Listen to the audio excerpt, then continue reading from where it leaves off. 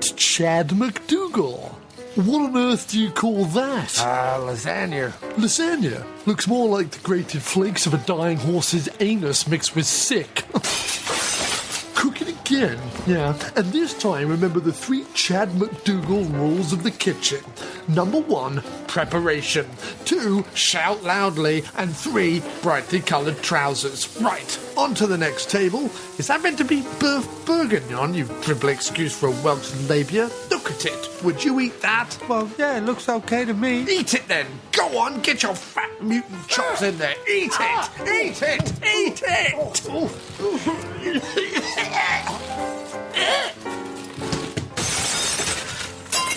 Oh, no. That's not good. Yeah, I'm sorry, Chad. We did the tests, took the audience numbers. We're gonna have to let you go, I'm afraid. But I built this bloody network, Alan. I introduced meanness, loud noises, and horrendously obnoxious behaviour to the masses. You can't cancel the Devil's Broth cooking show. You killed a man in a bland red wine gravy. Well, you have a point. Now meet Lactavia. Excuse me, how do you say, could you please show me the way to the bathroom? Is that American? Are you speaking American, boy? I speak English. I from 15th century. I need toilet. My bladder is going to go boom. Where are you from? You froggy? Crab? You taking a piss, boy? No, please, sir. I traveled far in time. I wake up here. I really need bathroom. Move on, boy. We don't have room for your sort. Officer, what's the problem here? This here guy's trying to make a fool out of the police, which is a crime in these here parts. And now, see here, if he continues, I'll have to give him a ticket. Or worse, I'll take him down to the station and show him pictures of Dizzy Gillespie's scrotum. I, Royal Prince Lactavia Borshats. I from 15th century Moldova. I just need to make pee-pee. Toilet's this way. I'll show you. He was a world-renowned but thoroughly despised celebrity chef down on his luck. He was a 15th century Moldovan prince who travelled through time by rubbing together the magic unicorn hooves of Clefairy Hebrendel. But sometimes you find friendship when you least expect it, and in the unlikeliest of places, like a Chuck E. Cheese bathroom in southern Townville, USA. So why here then, lactate, old chap? Lactavia. Sure. I follow evil Bachla Victor into the vortex with the stolen golden pig ears of Transylvania. He plans to exchange them for secret or future plans of Romanian Premier so that he can rule the world using a satellite made out of knives or something. Wow, that sounds exhausting. Why don't I whip up some truffles hollandaise? They'll have to journey around the stars in order to save the planet, learn real deep inner truths, and become the best of friends. You have no idea how hard it is to slice endives in zero gravity. It's okay, I can have the veal without the seasoning. I have almost caught up with the evil Bachla Victor around Peppy Nebula of Borodale 6. Cleft Jensen, an Academy Award nominee, Herb Squetton stars Chad and Lactavia in Sugar and Space, an intergalactic friendship. I don't want to alarm you, but I think that brownie green alien thing is humping our fried chicken. Did the chicken give permission? Well, the chicken is dead and can't speak human languages. Then it's rape. Technically necrophilia. Either way, I think we should have the ham for dinner. Out on May 5th, featuring Sean Bean as the voice of God. And now on Radio Flange Goblet, it's the After-Movie Diner, which this week is going to feature no less than 4 mentions of the word groinal.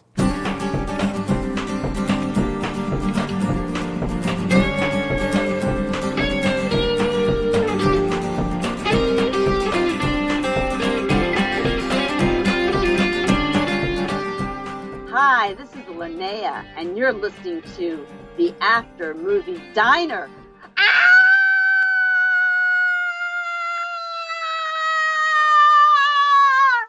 Okay, hello and welcome to yet another episode of the After Movie Diner. And this week we're back in the Cozy Soup and Burger, the famous Cozy Soup and Burger Diner. Because the other place we were going to was full. Yeah, which was Paul's. We don't lack imagination. We have imagination. We wanted to go to Paul's in St Mark's Place, but it was packed. So we're back here, which is also packed, but not as much. We got a table, and we have just seen the Elijah Wood, John Cusack starring, I guess you could call it a movie, Grand Piano. Yeah.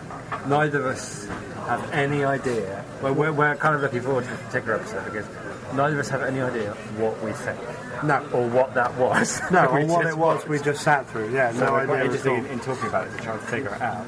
Yeah, to try and unlock the mystery.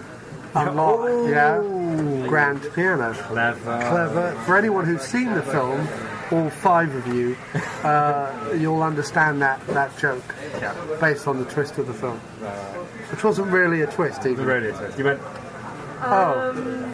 all right. although I could think of like a billion other ways to get at the thing.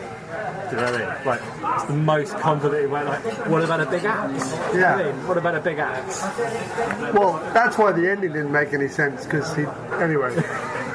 For many reasons. Nothing about the film made any sense. No, it didn't.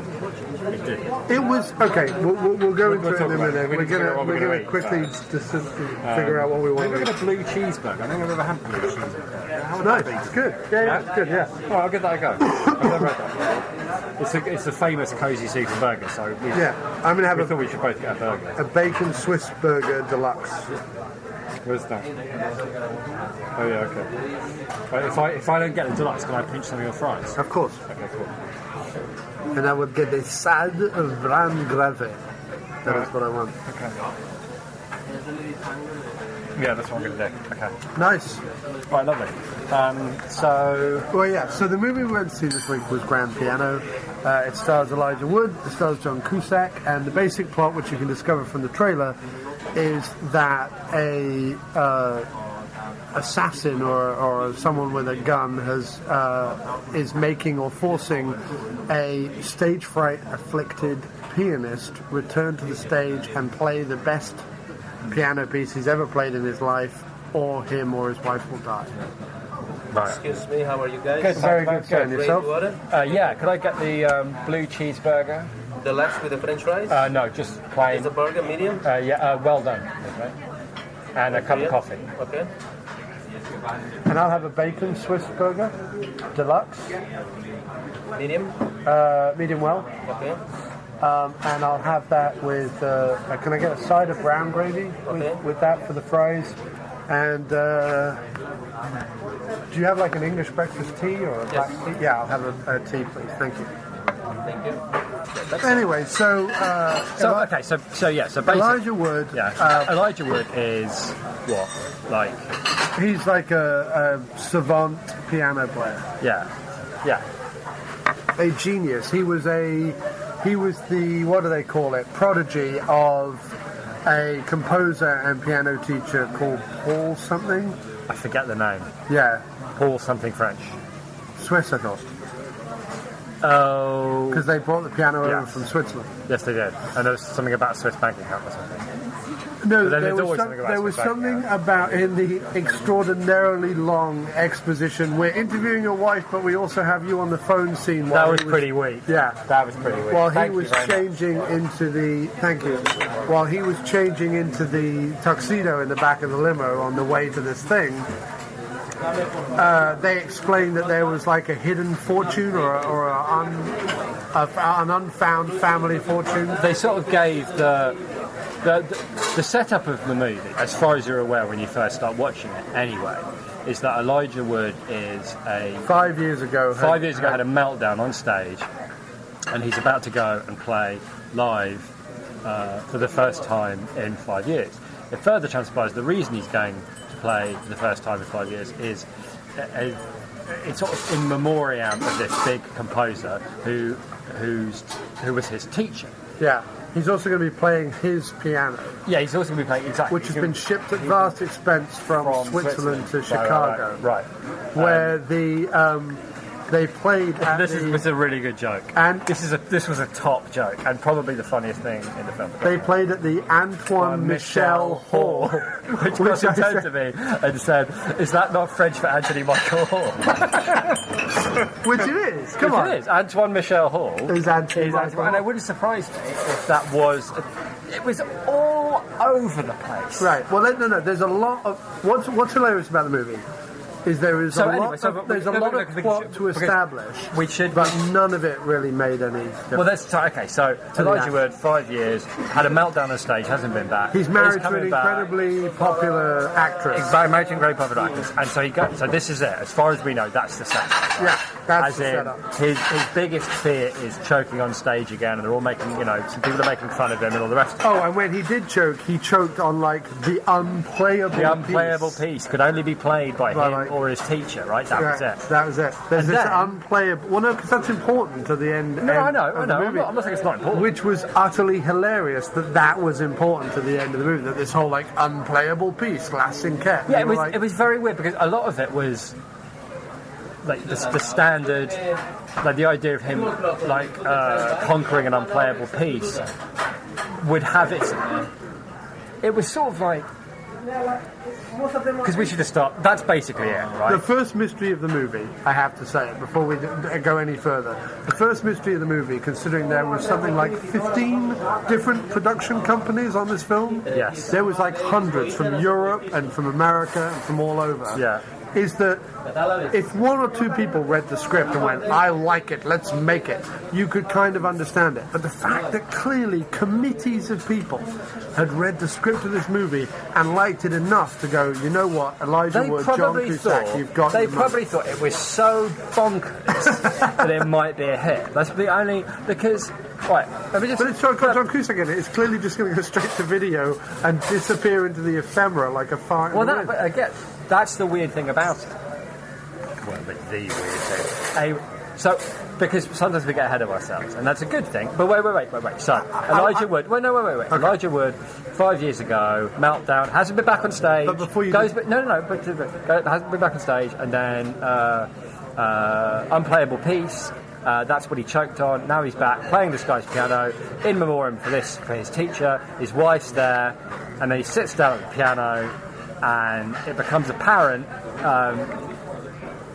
Which we'll get to, but it becomes apparent that there is a sniper. Sniper was the word I was looking for. Sniper is pointing a gun at him, and through an earpiece, in a convoluted way that he gets hold of, tells him he needs to play this unplayable piece perfectly without hitting a wrong note, or he and his wife will die.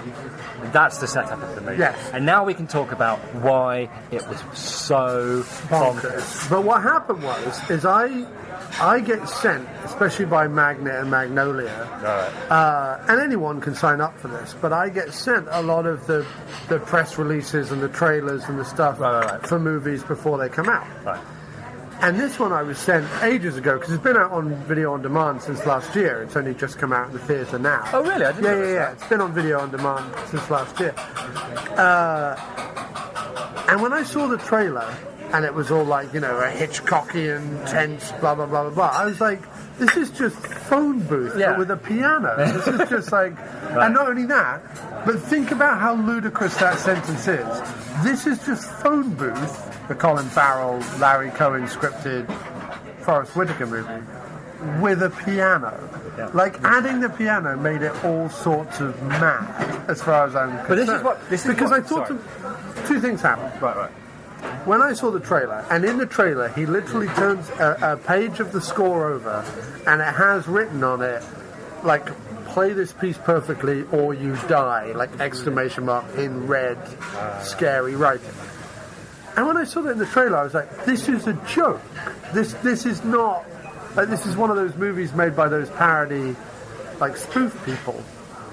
Right? Like, this isn't... But it became apparent from the trailer that this was a to-be-taken seriously 90-minute thriller. Like what occasionally they bring out these thrillers. So I thought to myself, I have to see this film only on the basis of how on earth do you make that premise serious and gripping? how do you do it? And the Answer is you don't. The answer is we are still waiting. It's not okay. The thing I wanted to say earlier was, so there's all these things in it about the the pianist and the unplayable piece and the choking on stage and all that sort of demands, which is what's known as massive foreshadowing. No, but leaving that aside, yeah. You could see it playing out in a way, like if this was a French movie, right, that would be, and he would have to play the unplayable piece and everything springing from that, like what you would get from that would be like psychological or spiritual, right? Like would be the rewards for playing. Do you see what I'm saying? Yes.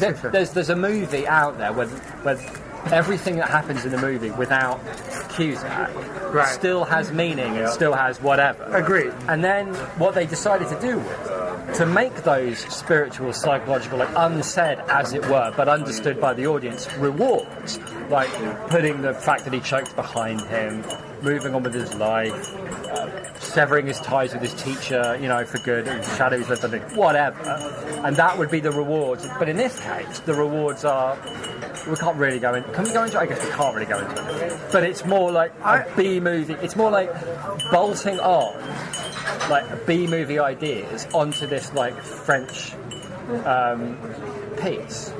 It is almost like, because I think doesn't work that it nearly works. Yeah, like it's so fucking weird. Yeah, that it almost works. Yeah, almost. I think that it's really close to working. I found in parts, going, this is very close to working. I've got a feeling like I would like to believe that all the European producers came with the movie that you're talking about, and then once it got to American shores, once Cusack got involved, Cusack's red pen got involved, as John likes to say, this imaginary like big cigar chomping Hollywood exec looked at it and went, "You know what this movie needs, kid." Like, I think that's what it was. This whole, like, his rewards, they get out of the shadow, don't they? Sniper, that's what you want. You want a sniper, and you want to make it all about some, like, mystery fortune. But see, the problem is, and that's what I like to believe. Here's my problem with the film, right? If I had to... Sorry, we're right near the kitchen. If I had to pinpoint my problem with the film, it would be that guy wasn't involved. I think if that guy had been involved, I think it would have... Cigar chomping. It didn't seem really, like, at heart, to have the... It was way too knowing and way too... Did you think so? Yeah, maybe. I don't even know if I do think that. See, I don't think it was too knowing. It did cast William S. Preston Esquire as Cusack's henchman.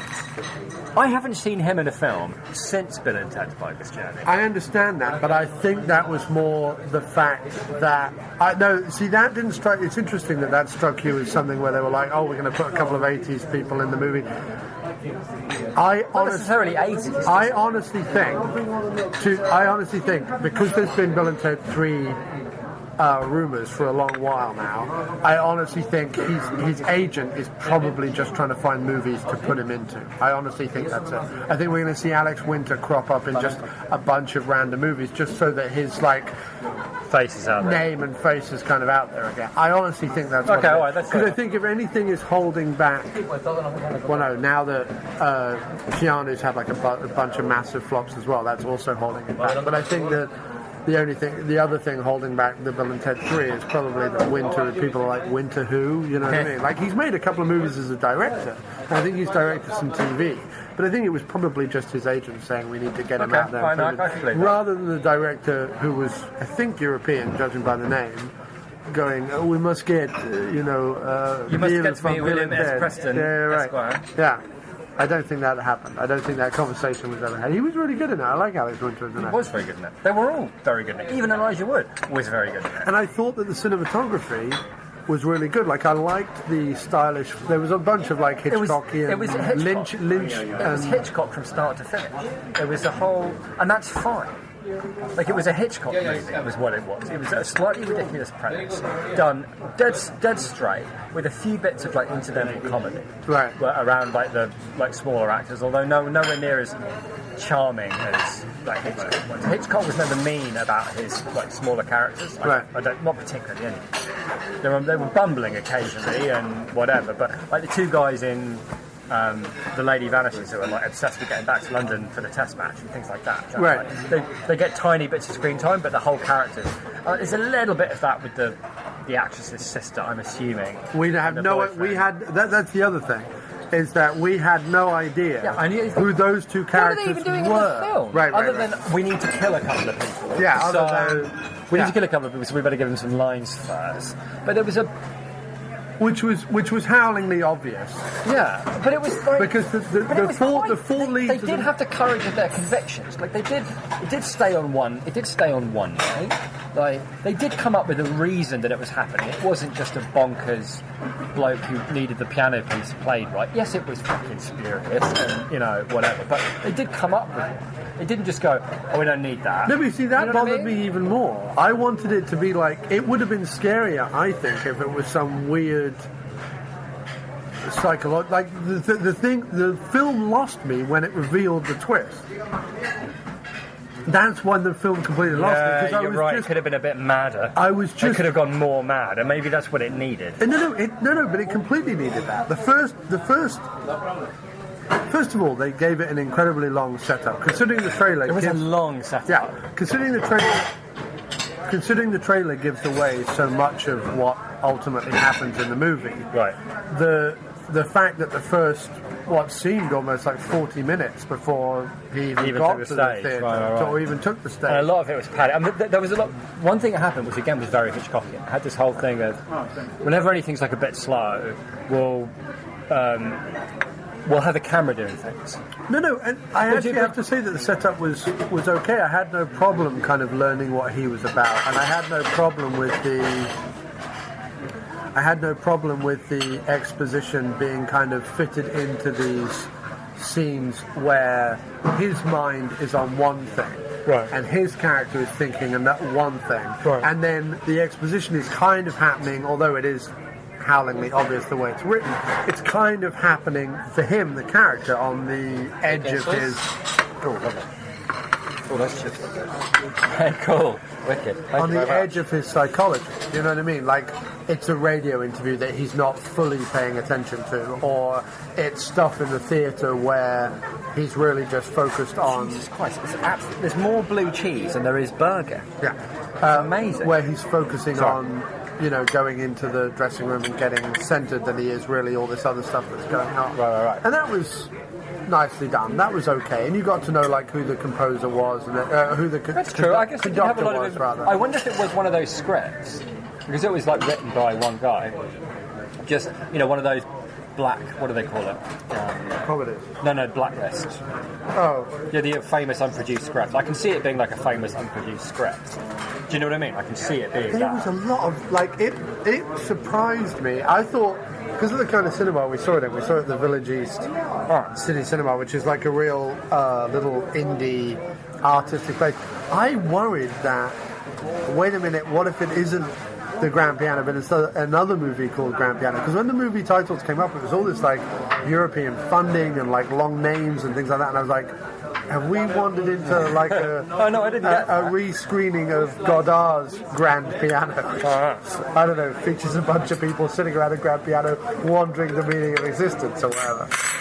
And it was precursored by this kind of movie about these three guys in like the depth of Three brothers, two worlds, one mission. And but in the jungles of somewhere, like trying to probably South America somewhere. It looked like a sequel to. In badly subtitled. It was like really terrible subtitles. It was really bad subtitles. Based in a true story. And you mean on? And it basically looked like Aguirre Wrath of God, the sequel. That's basically what it looked like. So I suddenly thought, hang on, this cinema's not going to be screening bonkers thriller with Elijah Wood and John Cusack. We've wandered in here by mistake. Plus, there was a lot of roll neck, goatee beard in the crowd. There were a lot of like one and middle-aged roll neck, goatee beard. Yeah, but like when we got there, as we were coming up to the door, it was an incredibly old couple, like 85, 90 years old, right, trying to get through the door. And I turned across and go, what are they going to go? What are they doing going to see Grand Piano? Like, what part of them went, that's what we need to see? I guess because it looked like An old thriller. like an old Hitchcock, and it was shot like an old Hitchcock. There was one really cool Was shot. the red curtain behind him? And No, that was really cool. No, I'm talking about like in terms of the camera trick. Where you had like there's a shot where you can see the stage and you can see this corridor of the theatre where this guy, security guard, is like doing somebody in, right? And then after he does him in, it was quite cool. It looked like it was all one shot, and presumably it was. But then it started focusing in on Elijah Wood on stage. No, that was an optical effect. Yes, I know it's an optical effect, but I'm saying it was a neat idea. Oh, it was a really neat to frame the shot as if you were seeing both things and then focus in on just one. Yeah. Like as if half you were zooming in with only half the frame. No. Very The cool. thing is as a bonkers thriller, Right. it's filmed great, acted great. Yeah. The piano, I assume, miming was incredibly well done. Yes, I would agree with that. Unless it was a special effect where they CGI'd I someone don't else's think so. hands on his. What I whatever. was thinking was that bit when he was playing the piece at the end, Yeah. and you could see the mirror of his hand, and I could see that the mirrored version of the hands Right. was slightly different from Elijah Wood's. I wonder whether they didn't record somebody in this shiny surface playing the piece, Right. and then play it back to Elijah Wood in a way that he could follow on just afterwards, Right. and then match the two things up. Right. So it looked like All they I don't did, know, but I it think, looked I bloody think the good. bit where they rack focused on his face on the piano, upturned piano lid, I think the hands were someone else's and his face was clearly like CGI'd in. But have you got the brown gravy? Sure. But no, apart from that, it was really well done. Agreed. Really well done, really Yeah. well filmed, nice cinematography, a little bit of stylized, blah, blah, blah, blah, blah. Everyone played their roles perfect. Yes. So why? I have no idea whether I liked it or not. Yeah. I Which have. means I don't, but I didn't not like it. I did not like it. I honestly think the twist was the problem with the film. Because it was so ham-fisted the way it was done. Basically, Cusack is communicating with both Elijah Wood on stage and Alex Winter as his henchman, right? And then somewhere along the line, the wires cross, and Wood is able to hear what Cusack is saying to Winters. And that's how the twist is revealed. Yes. Perfect. Thanks. And I have to say, and then Cusack's character immediately changes tack and is like, oh, now you know the twist, it doesn't matter. And just went on with it as if that was always his plan. I don't know. I'm not because I understand what you're saying. Like I understand it's a temptation to find a moment in the film where no, that was the thing. But I was like, I don't know whether I like this or not. And that's quite late on in the movie. Like it's 3/4 of it's gone by, and already I'm thinking, I've got no idea whether I like this or not. Like in theory, I like it. Yeah. I've got no problem with. The only thing I could think of was, you know, when a band does like a blatant rip-off of somebody else. Yeah. But it's done with a sort of a joy and in a way that you can enjoy it. Right. I'm trying to think of a good example here. Oasis and the Beatles. No, I mean like Oh. back in the USSR and the Beach Boys. Right, You know what I Beatles mean? and the Like, Beach Boys, yeah, yeah. like not taking the piss. Although that's sort of taking the piss actually, but more like a joyous time. Like the only example I can think of, you're just going to have to run with me on this one, even though you're going to hate it, is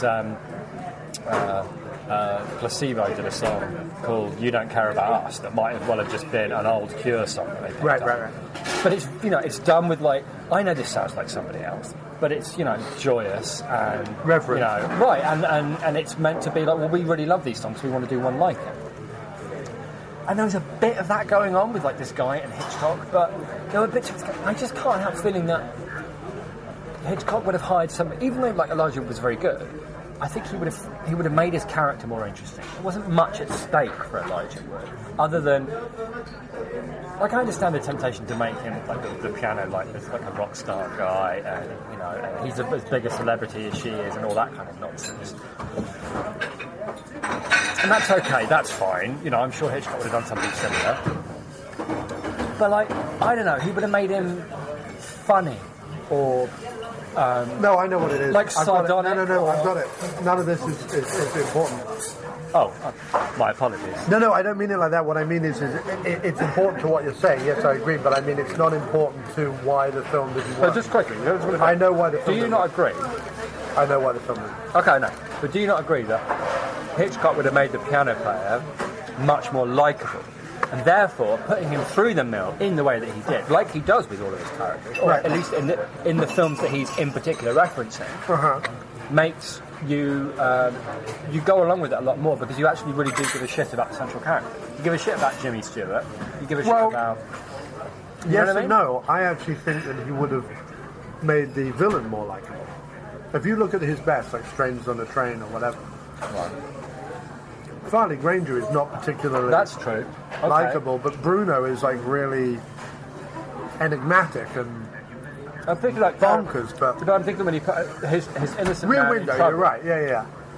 I mean, Robert Donat in 39 Steps, Jimmy Stewart in Rear Window, Cary Grant in North by Northwest. Yeah. The innocent guy gets put through the ringer. Right. He has so much sympathy for the innocent guy because of whatever mad thing he's going on Hitchcock's head. Yeah. But when he puts him through the ringer like that, there's a slight bit of joy in putting an innocent guy through the ringer, like coming up with these set pieces, coming up with these ideas. But because he's a nice guy, you know he's going to be all right.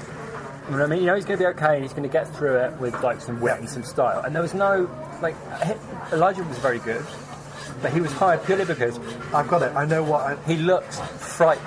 He looks like he does frighten very well. he looks like a hamster had a gun put to his head and told to play the piano. Like a total, and that works really well. But it's a lot. Sorry, rather, it's not enough to carry a whole movie. But I've been whittering on because you know why it didn't work. It didn't work because you've set it up. The reason why the twist bothers me and why it takes away and why the ending was able to be the way it was utterly stupid. It was. With her getting up and singing and all that was just utterly stupid. The reason why you could do that is if you set it up so that only he can press those notes in that order to make the thing happen. All threat of him being shot or her being shot or anything is completely out the window. That's the problem with it. That's true. If you had made it a psychological thing, where even if it was like my dad, because I thought it was going to be, Cusack was going to be like this guy's son or this like I thought that previous too. pupil I or thought whatever that it too. was. Yeah. If you had him being like, well, he never loved me and he loved you more than those things or whatever Because I it thought was. what it was going to be was that the teacher was so upset, so angry that he fucked it up, that he'd thrown it all away, Right. was so bitter, Right. and like this family member, or even if it had been actually him, like putting him to go, this is the only way I can get you to play this fucking piece. Right. Something mad, like if they'd gone. They got too focused on playing the piece, and it should have been more about the reason why Phone Booth works to some extent is that it's all about or initially in the setup it's all about here is this flawed individual and this guy is trying to teach him a lesson, and it doesn't matter what else happens, it doesn't matter how many police show up or who he has to shoot or anything like that. It's all about just teaching this one guy a lesson initially. And there's other spurious things that come out later on in the movie, but that's the key. What other spirits things come out later? I forget. It's a really good film, but I forget. I didn't enjoy it. But I feel for Colin Farrell because I do actually quite like him. I think he's quite good. No. Well, Larry Cohen always writes really great. He never scripts. made an outside. That was his problem. Farrell. He needed to make an outside. Anyway. Sorry. In this movie, there was no big thing about Elijah Wood except the fact that he choked 5 years ago on a Right. piece that we don't care about, we don't know about, doesn't whatever, right? So we're meant to feel the weight of him getting back on stage, but the weight of him getting back on stage has nothing to do with the fact that there's a sniper in the audience. It's just to do with the fact that he like choked last time he was on stage. Like all that's at stake is a little bit of fame and a little bit of celebrity. But not even that, and a because little- you're right, because the problem with that, of course, is it's all bollocks. Like, it's fine that it's bollocks. Right. It's fine that, of course, nobody gives a shit that Elijah Wood choked 5 years ago. We don't live in a world where people who play the piano actually choke and run off stage, and if they do, nobody cares, except the people who presumably asked for their money back, but that was it. No one else is going to remember it. It's certainly not going to be like the idea of it being on talk shows and that people caring and him being a that's fine, but it's just, you know, for the world of the movie, it's not real, so that's what it's playing for. It's nonsense. It might have worked. It might have worked. It might have worked if. I'm sorry. It might have worked if him and the wife hadn't been together. Right. If by going through all this nonsense and got saving her her back. life, he won her back. But they had a wonderful relationship. Right. She'd set everything and up there was all for this weird him. thing about, oh, she's more famous than you are and you're bitter about it. I've seen nothing of that. Right. Nothing. Right. You can't, like, make So- any sense. None of that mattered. But the only reason any of that was in there in the first place about him choking in the unplayable piece and blah, blah, blah, blah, blah, was because of the twist. Right. But the twist ultimately doesn't matter because once you introduce the twist, if he just gets up and walks off stage and whatever, okay, yes, his wife gets shot or he gets shot or whatever, but like once the assassin or the sniper shoots those people, he's got no leverage, he's got nothing he can do. And also there's if we're meant to believe that, the only way to make the piano work, not to want to spoil anything, is to play those last 4 bars exactly correct. Right. Right? Right. Then he is the only person who can do it. If we take out of our brain the fact that he could probably take a fucking axe to it or whatever, or even the fact that Cusack was meant to have designed it, so therefore he probably could have figured it out. And it, like, yes, none of that. So what I'm saying, you have to take all that out of your mind, to suspend disbelief, and have all this belief in this unplayable piece and this unknowable result of the unplayable piece, and so on. Right. Which is way too much for us to take on faith or buy into. Whereas, if it was innocent guy being put through the ringer and having his life threatened and all the rest of it, and the playing of the piece was simply just some sort of psychological game rather than some ultimate whatever, it makes it a far more... He can't just do what he does at the end. He can't just go, well, I'm going to play it wrong, stand up and have her sing a song. That was weird, because that bit as well, like, that bit lasted too long. Because it was a whole bit. You should never have... If your whole setup of your film is, this guy's threatening this other guy, he's holding something over his head. If it reaches the point where you go, what are you doing? What are you doing? Sit down, play the thing. And then, like, I guess it kind of worked because he became impotent, but it was just... None of that made any sense. Like, why is she standing up? Like, what is that? Because I was thinking, does this mean that, like, if he gets everybody to stand up that he can't see, and she stays sitting down, that might work. Like, some reason for it to happen, but not. And then Winter's like, oh, it's all over. Let's go. How is it all over? It was just. That's what I mean. You're right. You're absolutely twist was right. the problem. Yeah, you're right. It was the problem. The setup was fine. The twist was the problem. Because it asked us to buy into something we had previously no knowledge of. In a situation where we don't like Cusack and we like Wood. I'm not sure the twist was the problem so much as that there was no reason for Elijah Wood to know. Right? There's no reason for him to know that that's what's going on, really. I mean, I get that so he can make a choice at the end. But, like, why is he making that? There's no reason Plus, there why was he this makes big that realization at the end where I think the personal journey was meant to be that big realization at the end, because the conductor said to him, you're not the greatest pianist because you play all the right notes. You're the greatest pianist because you have this incredible expression in what you're playing. And the audience doesn't give a shit if you play a wrong note. Everyone plays a wrong note. It's this incredibly dense, complicated piece of music. So don't worry about it. Play from your heart and balls to the exactly right notes. And then there was this really weird bit at the end where he played a wrong note specifically in order to, like, finish the whole drama, where he went, the audience will never know. Like, it was some realization, and I think that was meant to be his realization of, oh, why am I afraid to go on stage? I know I can play this blah blah blah blah blah, so why does it matter? Also, I might add, if we're meant to buy into the fact that he's so afraid on stage, but then within 30 seconds of him getting on stage we're meant to believe he could also then play through a guy holding a gun to his wife and to him while also texting and doing a bunch of mad acrobatics. I can sort of see that, because I think And again, they could have had a bit more fun with it. But I think the point of that bit was... No, I think they had too much fun with it. I think it was ridiculous. I didn't mind it because they could have overdone it. There was only one real bit ridiculous. But I didn't mind it because I think the idea was, well, he's not thinking... Whatever's going on, whatever's wrong with him playing, it's all in his head. So all of these things, him talking to him, putting the gun in him, all that, is actually like getting him to focus on something else. Except that when I watched the trailer, I honestly thought that the playing of the piece... I didn't realise it was just going to be the last 4 bars of that last piece. I think... Okay. That's the problem with... Seriously, that's the problem with the film. I don't think that's the problem. I think you're right. I think it's a big problem. I think the problem was there were no stakes at all. Thank you very much for Elijah Wood. Like... Well, the stake... No, but this is... But the reason why there are no stakes is what I'm talking about. Because if he shoots Elijah Wood, right, he can't get the... whatever it is. It only works. He can't get what the twist is if he shoots him in the head, right? So at a certain point, that's why there are no stakes. There are no stakes I would have because liked the if he twist shot him in the foot or something, and he had to play with like a bleeding foot. That would have been fun.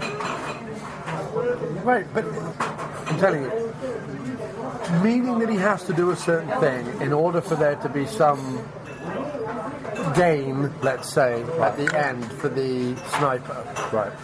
More than him just playing a perfect piece or teaching him some sort of mental and or emotional lesson.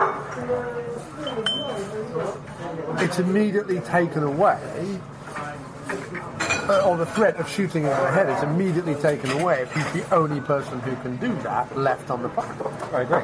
Or one of 3 or 4. Let me ask you a question, because I do agree with you. I do. I think you're right. I think what the twist was and how it was revealed. I mean, it's not... By the way, we should... Because it must be difficult to listen to this. It's not a twist like, it turns out that Elijah Wood is really an alien, or, I don't know, that it's not a dream, or anything like that. Well, yeah, true. It's more that... It's a ridiculous premise. You might, like...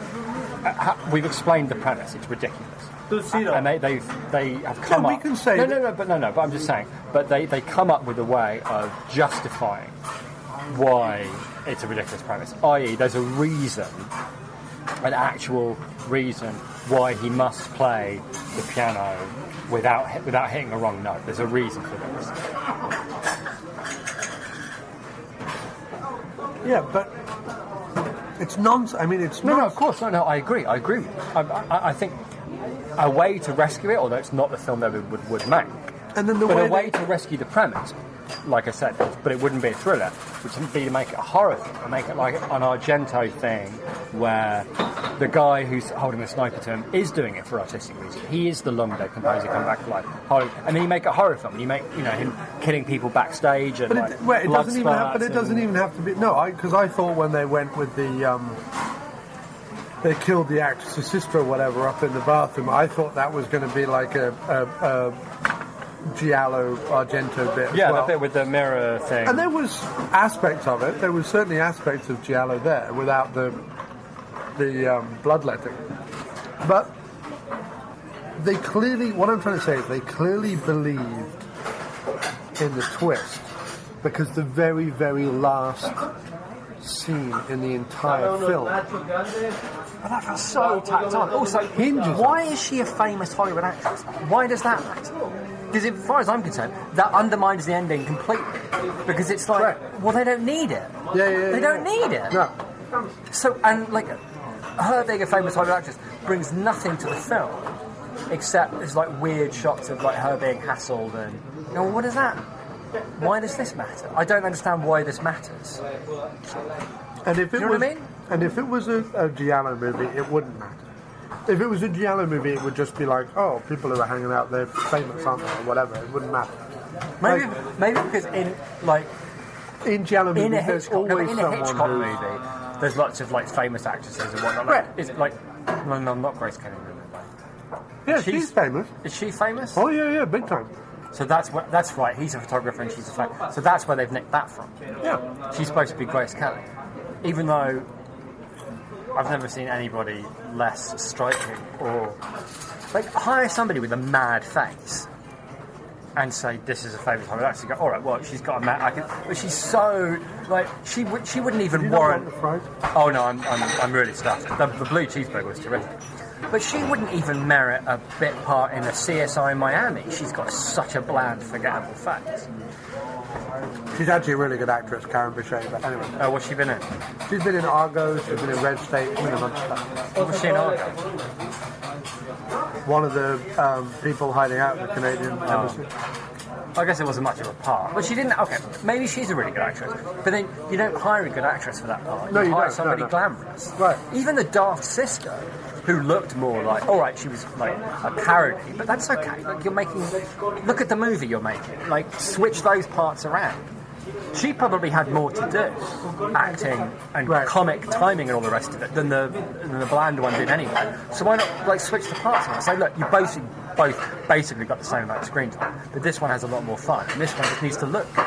Right. And I think that might have been, I don't know, that might have been a bit more interesting. And I would, other than Elijah Wood's capacity to look scary and just about be a name above a movie, I don't see what I would prefer Cusack to have been the pianist, because he's got a mad face. I can believe he hasn't played the piano in 5 years, you know. And I think he would, like, I don't know. I just think he carried the premise better. It was really, really... What was incredible about it is it was really well put together. It was. And it clearly had a lot of financing and backing and other stuff and all the rest And of a lot of determination. Like And a lot of determination. And think about what Elijah Wood, even if a lot of it was fake, think about what he actually had to prepare for the role in order to pull off. He was very good. Like, I did buy him. I bought him more than I bought a lot of the rubbish that was going on. Right. And Cusack was clearly trying to do it because he was like, well, this will be my 4th movie shot in either Canada or Bulgaria this year, and all I have to do for this is mainly voiceover. I am literally phoning this in. Yeah. Like, I wouldn't surprise me if he did literally phone it in. I liked that they did that. Because the thing they did in the phone booth bothered me. What? The thing in phone booth where... At the very end when No. The in phone booth, that Kiefer Sutherland's voice was clear as a bell, as if he was like next to the microphone. They didn't have him sounding like he was on the end of the phone. That bothered me. Right, but that's a studio decision. That's of course. That's a... Of course. We've got I'm saying, but I did why like that. Why are we not hearing it? Yeah. As opposed to now you go, who? Yeah. Which would be fine. But Cusack, I liked that they did that with his voice. I thought that worked quite well. There were a couple of there were too many things in it that. But then I guess they were bits. But then I suppose that was quite clever too. There were bits of the movie that dragged. Whereas I think, you know, the story's been put in motion, but there's still a way to go. And we've just got some things that need to happen, but they're not particularly interesting. Where he did some fun visual tricks and mucked about with stuff and pulled away from Elijah Wood during the conversation to have you hear what Cusack's voice was sounding like and what his point of view was, and then just zoom back into Elijah Wood again. It didn't mean anything, it didn't go anywhere. But it's like, why don't I just do this? Because obviously it's a boring conversation and we've got to keep it moving. And I think they were aware we have to keep it moving. You know what I mean? Yeah, I think that, I'm honestly telling you, I think that the twist meant there was a whole investment in something that wasn't the key to the movie. Agreed. Because you had to see the piano being packed up and moved into the thing. You had what I'm trying to say is there had to be all this emphasis on these things we never got to see, right? So we never got to see him choking. We never got to see... That was an odd choice. I thought there was we never got to see him training with the composer. We had no frame of reference for whatever this unplayable piece was. Right. Or their relationship. We had, none of that. And yet, had it been any other twist, had it been the psychological thing, had it been the emotional thing, had it been a lesson, had the like in Phone Booth, the exposition of who this character is done throughout the taunting by the crazy person, because we don't know how bad Farrell is until halfway through the movie when he starts revealing, but you have this girlfriend here and you have to blah blah blah blah blah. So that's I feel like if that's how they should have done it. And I know that is literally Phone Booth with a piano rather than whatever movie they were trying to say. But what I'm trying to do is whatever movie they tried to make with this twist that was meant to be all important didn't work. So it had to be something else. I agree. I wonder whether I think my biggest problem with this film is that they were still married and that she was a famous Hollywood actress. So I think they thought it was saying something about, like, that it meant there was something at stake for Elijah Wood, i.e. he has to succeed in order to... I don't know, it was so fuzzy, but making her famous, making her a big star, and it seemed to be nothing more than a call-out to Hitchcock films, without really any thought of what that might mean for the underlying, motivations of the movie. The whole movie was like that. It was No, all the I call-out agree. Hitchcock films without any realisation of what any of that meant. Well, yeah, see, that's the problem, I think. And I think that's... Hitchcock films are always tied to something in his own head. He was obviously a deeply strange man, Hitchcock, right? Funny, interesting, thoughtful, intelligent guy, but obviously deeply troubled. Right. And using these movies not to work things out, but what he thought was entertaining and what he thought was funny. Thank you very much. Some more coffee? No, I had tea. It's fine. Thank you. Thanks. Whatever happened in the movies was somehow a reflection of how he thought what amused him. What amused him, and that was it. But at least it was him. Whereas this was more like, let's just take bits and pieces from other films, and there wasn't anything. Your thing is the twist. That's fine. I understand why you think that. I think my problem with it was making They her hung everything on it. making her a famous Hollywood actress meant that he had nothing to the prize, as it were, the twist, had no meaning for him. He didn't need it. If he maybe needed it, if it meant something to him personally, it didn't even need to be, what it was. It could have been something else, but it could have meant something to him personally. And then it's at least a bit like, well, maybe part of it, because a lot of these movies, like, maybe part of him wants to play it right, and get this thing, or find out this thing, or whatever it is that you end up choosing. But I'm telling you, his personal journey was not that. His personal journey I know. was the realisation that the audience doesn't care. I agree, but that doesn't... His realisation was, what am I afraid of?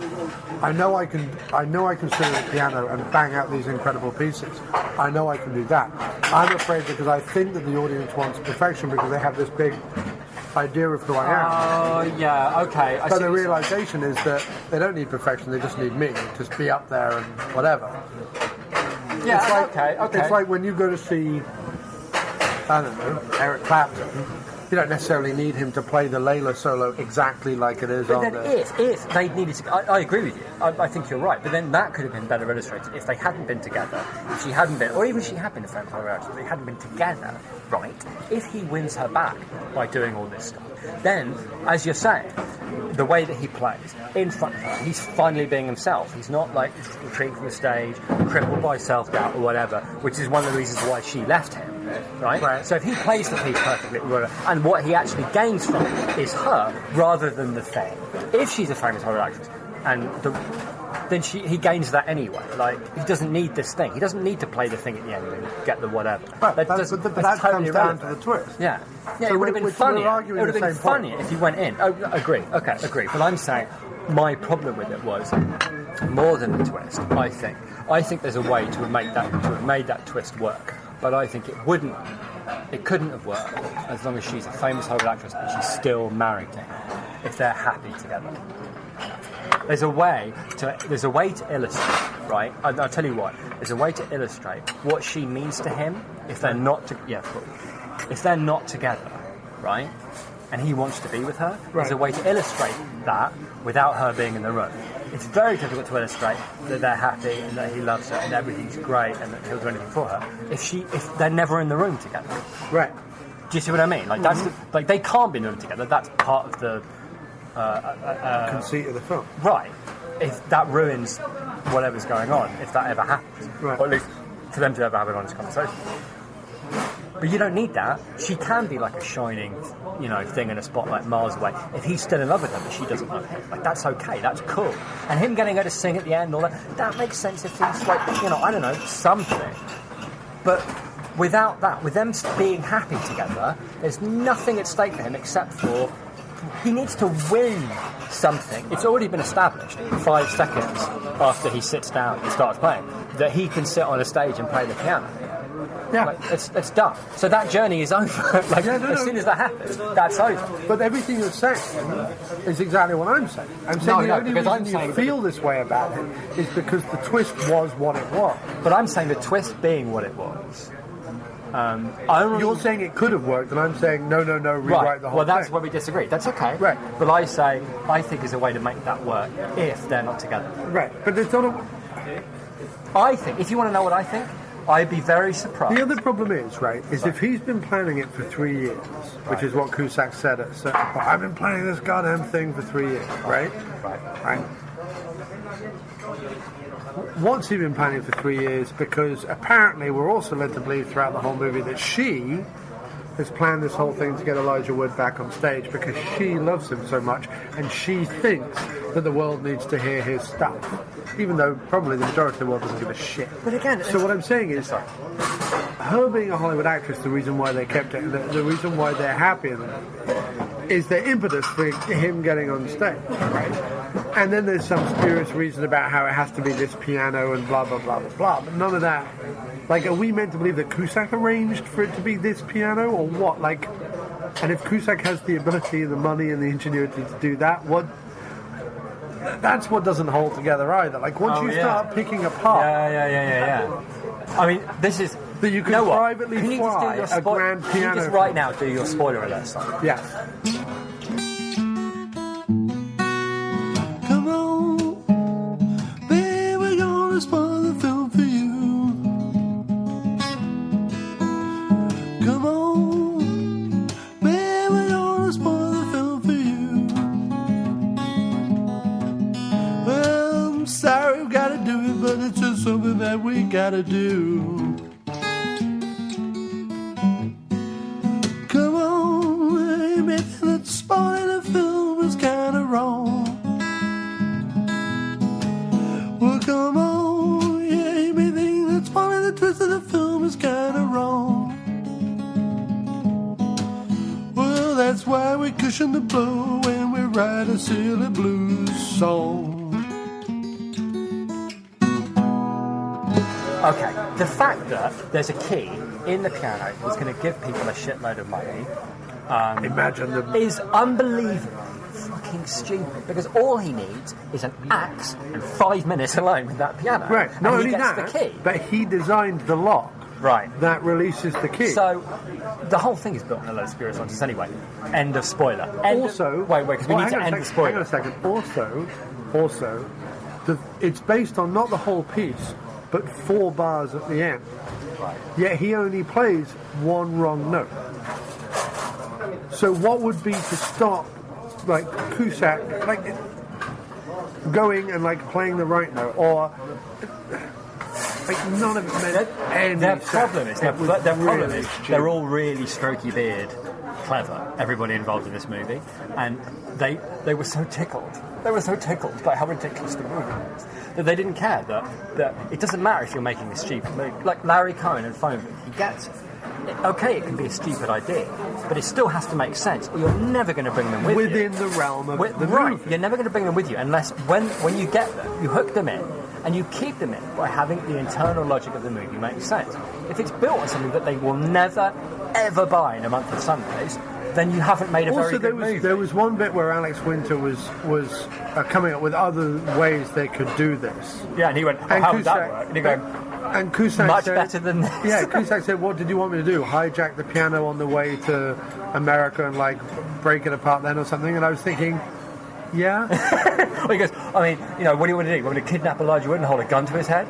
Yes. That would also work. Yeah. And Elijah Wood would go, all right, and do it. Yeah. And you get the key. You wouldn't have to explain anything to him. Right. And by the time... And like you say, because his whole thing is he's an incredibly gifted pianist and he's married to, we're meant to believe, an incredibly attractive Hollywood actress. Right. This ultimate game, like, is what you're saying, is whatever's locked in the box that the key in the piano unlocks, this double the most amazing amount of money you could possibly think of means nothing. Means absolutely because nothing. She's a famous artist. But you know what? You know what the problem is? Because they were all strokey beard. No, what a ridiculous conceit. How clever of us to make this film, even though it's so ridiculous. Right. Is they think it's enough that this whole, figuring out why I have to play. Well, that's important. That's why we can hang the whole movie on the fact that it's important to be able to play, to be able to play the piano, to be able to express art far more than money. And all of a sudden, because they're strokey-beard arses, that's what's important. You can't set up a film where all this stuff is happening on the back of money and then make it all about... And it's fine if that's what it is, but it can't be wispy, indie movie, ethereal nonsense if you're going to make a film that you just made. Right. If you want to say that, that's fine. But figure out a way to say it. Don't just make it I don't know. It's just... What's weird is, the reason why it threw us completely is that it was so, perfectly made. Yeah, it was perfectly made. And it did have... I may be being a little bit cruel with the whole strokey beard, we're terribly clever thing. Although I'm sure that is kind of what was happening. They did mean it. They did stick it. They weren't snide to people or smug. And it had the courage of its premise. It wanted to see it through to the end. I just think I would be interested to read the script before the director and the producers got it, because I wonder if the twist was revealed in the way that it was revealed, if him and the actress were together, if she even was an actress. These things get changed I in don't know pre-production. Things they do. They get a script, they go, this is great. Yeah, except that him and her being together, I think, like you're right in saying, is a purposeful nod to Rear Window. Right, but that's what I'm saying. It's the sort of thing they would change in a script because it would strike them as amusing to call out to Rear Window without understanding what that would mean. And when a script writer puts a script together, I don't know. I'm not sure. I'm not saying it's necessarily the case. I just wonder whether, given the film sometimes scripts get made because they're very strong scripts. Right. But then they get changed when they put them on screen because things need to change. Understood. But I'm wondering whether, in the way that it was changed, it lost whatever tiny thread it held them by when they were reading it. And I would say, when that happens, it's normally more obvious. I would say, if it was changed in this case, in the ways that you are saying, it would be being changed by...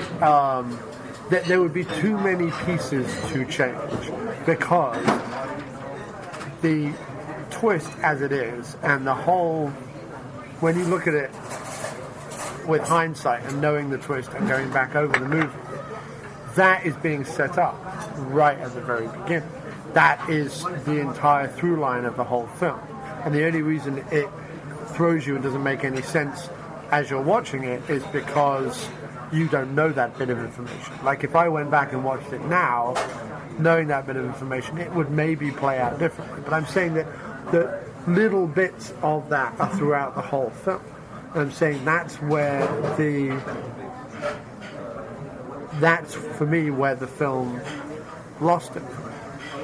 Because I do agree. And so I'm saying I don't think it's a case of where someone came in and went, well, we need to keep these two together, or we need to do this, we need to do that, because I think that with such a structured script, a lot of that would have been obvious if you'd gone, well, hang on. What I'm trying to say is, within the script, there are no massive howling errors in terms of A to B to C as in the script. Right. There are howling errors when you're a human being watching the movie going, well, okay, that doesn't make sense, that doesn't make sense, that doesn't make sense. But there's no massive, left turns that would be made if someone suddenly went, well, I don't like the fact that they're apart. Let's make them together, because if they were apart, so much of the script would have had to have been changed that everything else would have unraveled and fallen. You couldn't just it couldn't be a change that was just made in a few lines. It would have had to have changed the entire tone of the piece, because you would have had to have had a whole beginning bit where they were at odds, and you would have had to have had a whole bit at the end where they came together. It would have been. But it does feel like the film movie. Missed those bits. Right, but that's because it missed interactions between the two. But that's because you're coming at it from these are the other films I've watched where this has happened. Yeah, and I am too. I'm coming at it from a point of, here are some other movies in which your average Joe is terrorized by X, Y, and Z. and this is how they've done it, and this has been pleasing Revenge to... of the Alphabet, yeah. I've seen that one. Right, whatever it is. But pleasing to me, this is what was pleasing and sorted itself out for me and left me with a feeling of, oh, okay, so that was a nonsense thriller, but it was a nonsense thriller that resolved itself in a way that left you with a catharsis. Like what we were talking about Hyams the other week. Like, he will draw you into this, Yeah. and he will make it make sense. Yeah. Even if it is a bit ridiculous, he will take you along for the ride and make it make sense. And that is a big talent. Right. Whereas the problem with this film, your changes to the script are based on previous films you've seen where something was satisfactory to you. And my changes to the script are based on previous films that have been satisfactory to me, no matter how B-movie or made-for-TV are. Right. And you could maybe say that one of the plus points in this movie was the fact that there wasn't a something we expected to see coming. In other words, it wasn't he was my father and he never loved me, he loved you more than me, so therefore I'm going to torture you and blah, blah, blah. There wasn't that. There was this other thing. The problem with the other thing that they picked, and the problem with the scenario that they chose to play out, was that ultimately it wasn't satisfying, and therefore there is a reason why those conventions are in place in the first place. It's because you leave the theatre going, well, that was a bonkers thriller, but it was satisfying. Right. I see what you're saying. I mean? Yeah, I agree with you. Yeah. And yet, what they tried to do here was they tried to have all the beats of a satisfying movie, right down to the inexplicable fight in a high place above the piano at the end with like Cusack, who's a sniper, so therefore is probably pretty handy with his fists, and Elijah Wood, who's like this 3-foot piano player. But I liked that. That was. You liked it because it was a bonkers thriller trope, but it makes absolutely no sense in regards to everything else that went on. They only put it in there because it's a bonkers thriller trope. No, I agree. No, but I'm saying Cusack did beat the shit out of Elijah Wood, but in the process of beating the shit out of him, lost his gun, and while stretching for the gun. But beating the shit out of him doesn't get him his magical key. No, that's true. It doesn't. It doesn't.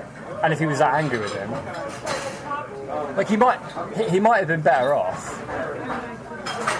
You know what?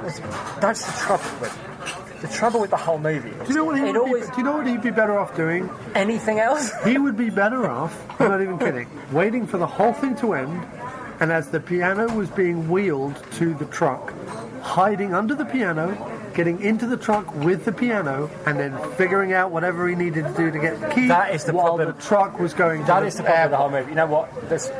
The trouble with the whole movie is when you start thinking about, well, maybe they could have done this, maybe they could have done that, you go, no, none of that. The central thing that he's trying to do could be achieved in any number of easier ways that wouldn't, by the way, lead to him being arrested. And I get that you're making a silly movie, and that's fine. Oh, and also you can't have a thriller where at the end, where your leading man and your leading villain fall from the sky and go crashing into a massive grand piano, elicit laughter from the audience. You just can't have that. That's true.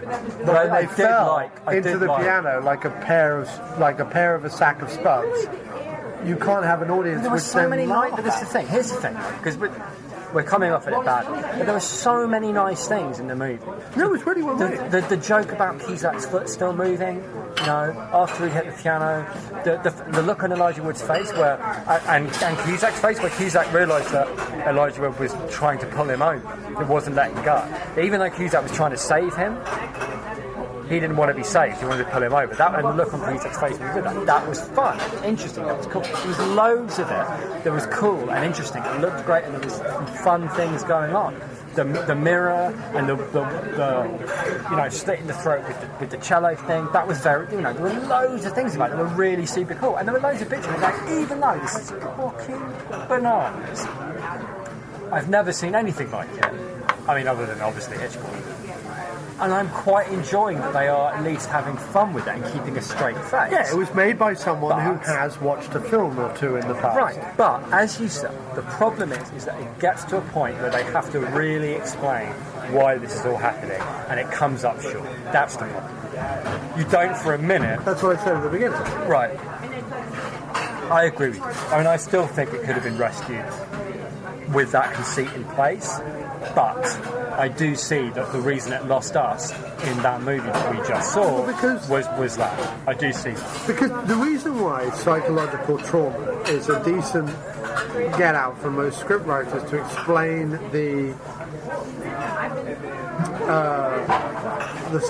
the motivations of their villains is because there's something scary about the unknown that goes on inside someone's mind. There's something genuinely terrifying about the idea that the person you're sat opposite having coffee with or whatever could have thoughts where they reach across and tear your throat out or whatever it is. Like that's for some spurious reason that they've justified over and over again in their head.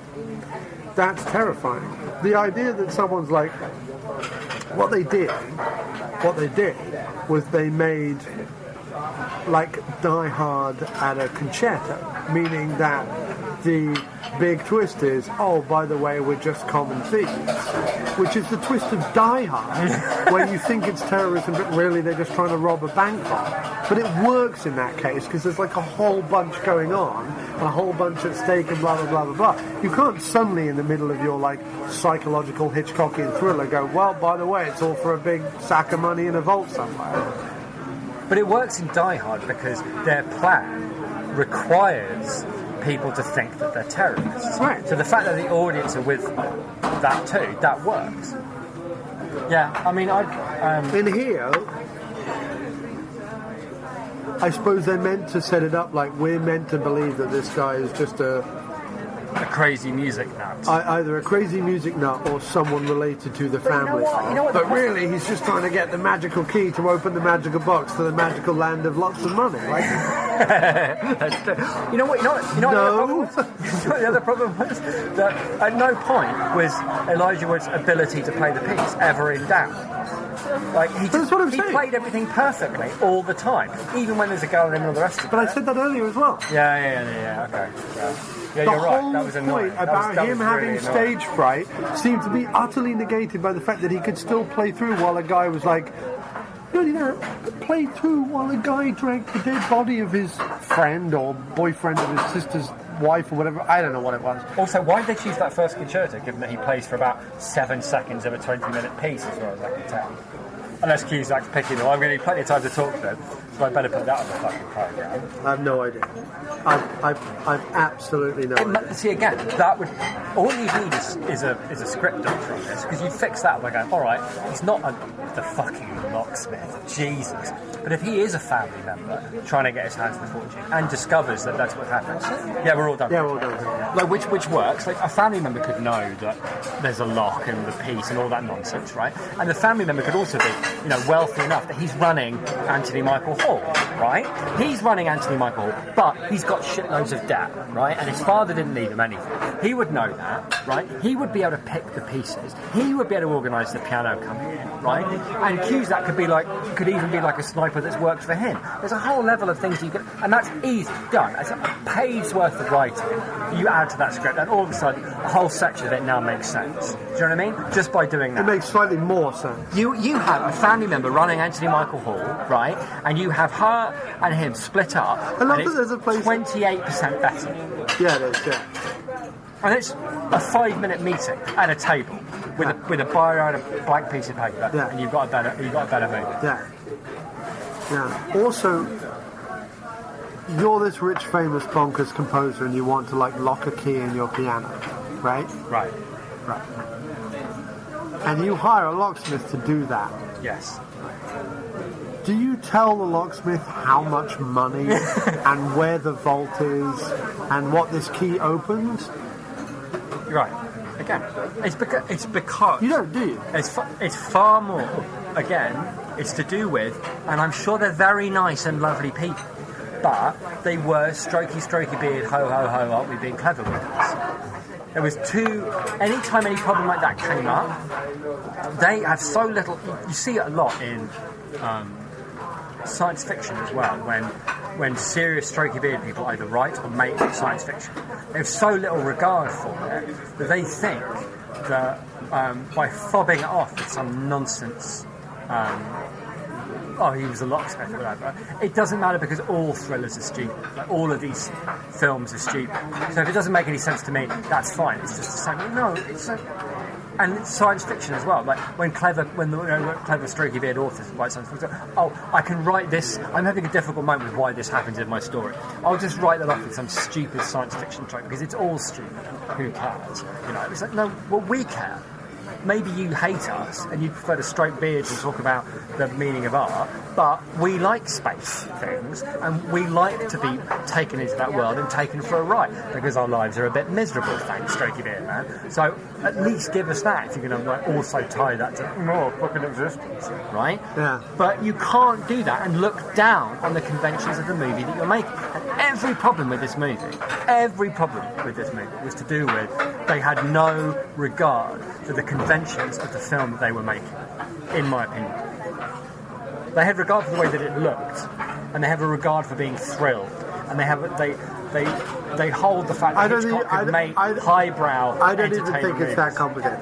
I think that's not complicated. No, I don't even think it's that cynical. Although I appreciate your cynicism, I think it's this entirely. You can write a script over a course of a year, 2 years, whatever. That to you and to all the people you talk to about it, they go, oh, it sounds great, blah, blah, blah, blah. You can then cast it, score it, edit it, put it all together, blah, blah, blah, blah, blah. And it can fail. Like, the script can be something, the cast can be something, and the composer can be something that everyone agrees on. And you can put it together and it can ultimately fail. And then you can sit back and go, okay, why does it fail? And actually it's only with hindsight that two people like you and me can go, well, it fails because of this big thing. Right. So I don't know necessarily that there's someone sitting around, although there might be, who's like, well, I don't give a fuck, this'll do. I think it's far more that someone was like, no, this is good. This is great. I can put this together and blah, blah, blah, blah, blah. And this happens here and it's all for this money and that's great, right? That's Merc. That's this thing. And then we can do it in a Hitchcock style. It's far more believable that someone is too excitable that they missed the glaring error in their movie than they realized the glaring error in their movie and then went, it doesn't matter. I'm not saying that at all. Listen, I appreciate what you're saying, and I'm sure you're almost certainly right. And I think in terms of what you're... I'm just saying, with 12 production companies, you don't get 12 production companies excited about something that you think is throwaway. No, I know, but that's not my point. That's not my point. I understand what you're saying. I don't think they are throwing away large parts of the movie at all. What I'm saying is, in the process of creating a movie, start to finish, in the way that you're saying, right? You know where your beginning is, you know where your end is, and you know the journey that you want the character to take, right? And in the process of filming it, like you're saying, you have your script, you have your cast, and whatever. But the reason that some of them don't work and some of them do is you have to make decisions while you're filming. Sometimes because someone's dropped out or you couldn't get the thing. Like Hines was saying about having to film in Chicago rather than New York, and they're changing everything at the last minute. That would have changed things about the movie.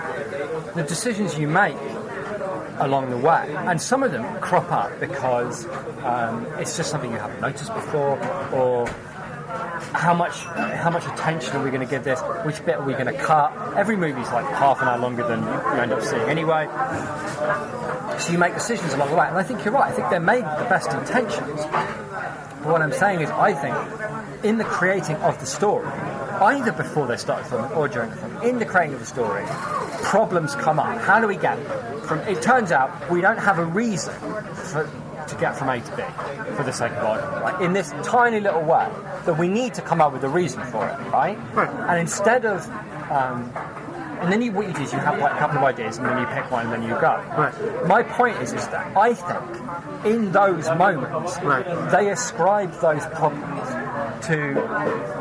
It's not that they threw them away, but they gave them what they understood were generic, conventional answers to them, without understanding how that works or why those things are important. I would agree with you if it was a movie like Star Trek Into Darkness or Superman or whatever it is, one of those big budget movies which suffered from exactly the same problems. problems. The problems were nothing to do with the CGI or the actors that they picked or whatever it was. It's to do with the fact that at scripting stage, no one went, this is bullshit. Right? I think on a big production... You should be in every Star Trek meeting, I think. Yeah. No, I really should. Just because when someone goes, Wrath of Khan was successful, how about we do that again? I go, no. How about you come up with something that isn't a... Hasn't already been done very well. Right. Because the chances of repeating that are quite very small. slim. Right. So, but anyway, that by the by, what I'm saying is, they believe when they make those movies that, and I would agree with you, that there is a producer somewhere that says, well, it doesn't matter because we've got Zack Snyder, or we've got Superman, or we've got massive CGI effects, or we've thrown $300 million at it, or whatever it is. I think that there is a lot of big budget movies suffer from the problem you're talking about because people believe that people go to those movies just to see the big effects and no one's really following the story because look, Superman, right? Look, Superman's I understand what you're or look, Captain Kirk, or whatever it is. I completely agree with you. However, I think on a little independent movie like this, with all the producers that it has, But I'm I think it's specifically- sold on the strength of the script. No, I agree. Don't get me wrong. I completely agree. And yes, what I'm saying can be applied to the budget thing, and that is a problem. Agree. But I'm saying specifically with this film, because they are making a self-consciously silly B movie. I don't think they are. I think they were trying to make a Hitchcockian dramatic thrill. I think that yes, I agree. But I think the director was interested because of what he could do visually. I'm saying, I think they knew it was a bonkers script. I think Phone Booth, they thought, yeah, this is a silly beat, but it's fun and it's entertaining. And I think they were trying to do that, but I'm saying, I think, that because it was an indie, serious companies, indie serious people, except for Cusack, involved, making a silly beat, that they thought that they could, by setting the B-movie, the silly B-movie, in a world traditionally associated with high art, piano concertos, concerts, whatever, that they would be allowed to use the conventions of the silly movie to move along a story that had even only small, but in their mind probably significant, reflections of the weight of the high art in which the world was taken, i.e. that they could bring weight to the silly conventions. And my problem with it was that there were significant plot points and moments in the film where they felt this doesn't need our weight, this is moving the story along and that's enough. And they didn't think or care to figure out a way of putting their movie together so that it hung together better than it did. I think they felt that the impressions of it, that the look of it, that the feel of it were enough to get across the point that they were making, which I think had something to do with the creation of art and what it means to be an artistic performer and to labour under the expectations of an audience. And I mean, I think the point to me, if I had to say the reason that they've got high-minded people involved, was something to do with audience and performer, and the expectations of an audience and expectations of a performer, and the relationship between the two. And Cusack was, in their mind, I think, supposed to be the epitome of an unfriendly, hostile audience. I think. Yeah. Anyway. I think it was speed on a grand piano. And I think there is a way to make speed on a grand... I think the reason why it's set at a piano concerto is I think whoever wrote it or made it or whatever went along to one and realised that most classical pieces have a tension and drama to them. They have crescendos, they have rises, they have falls, they have whatever. And it's the reason why film scores have the same thing.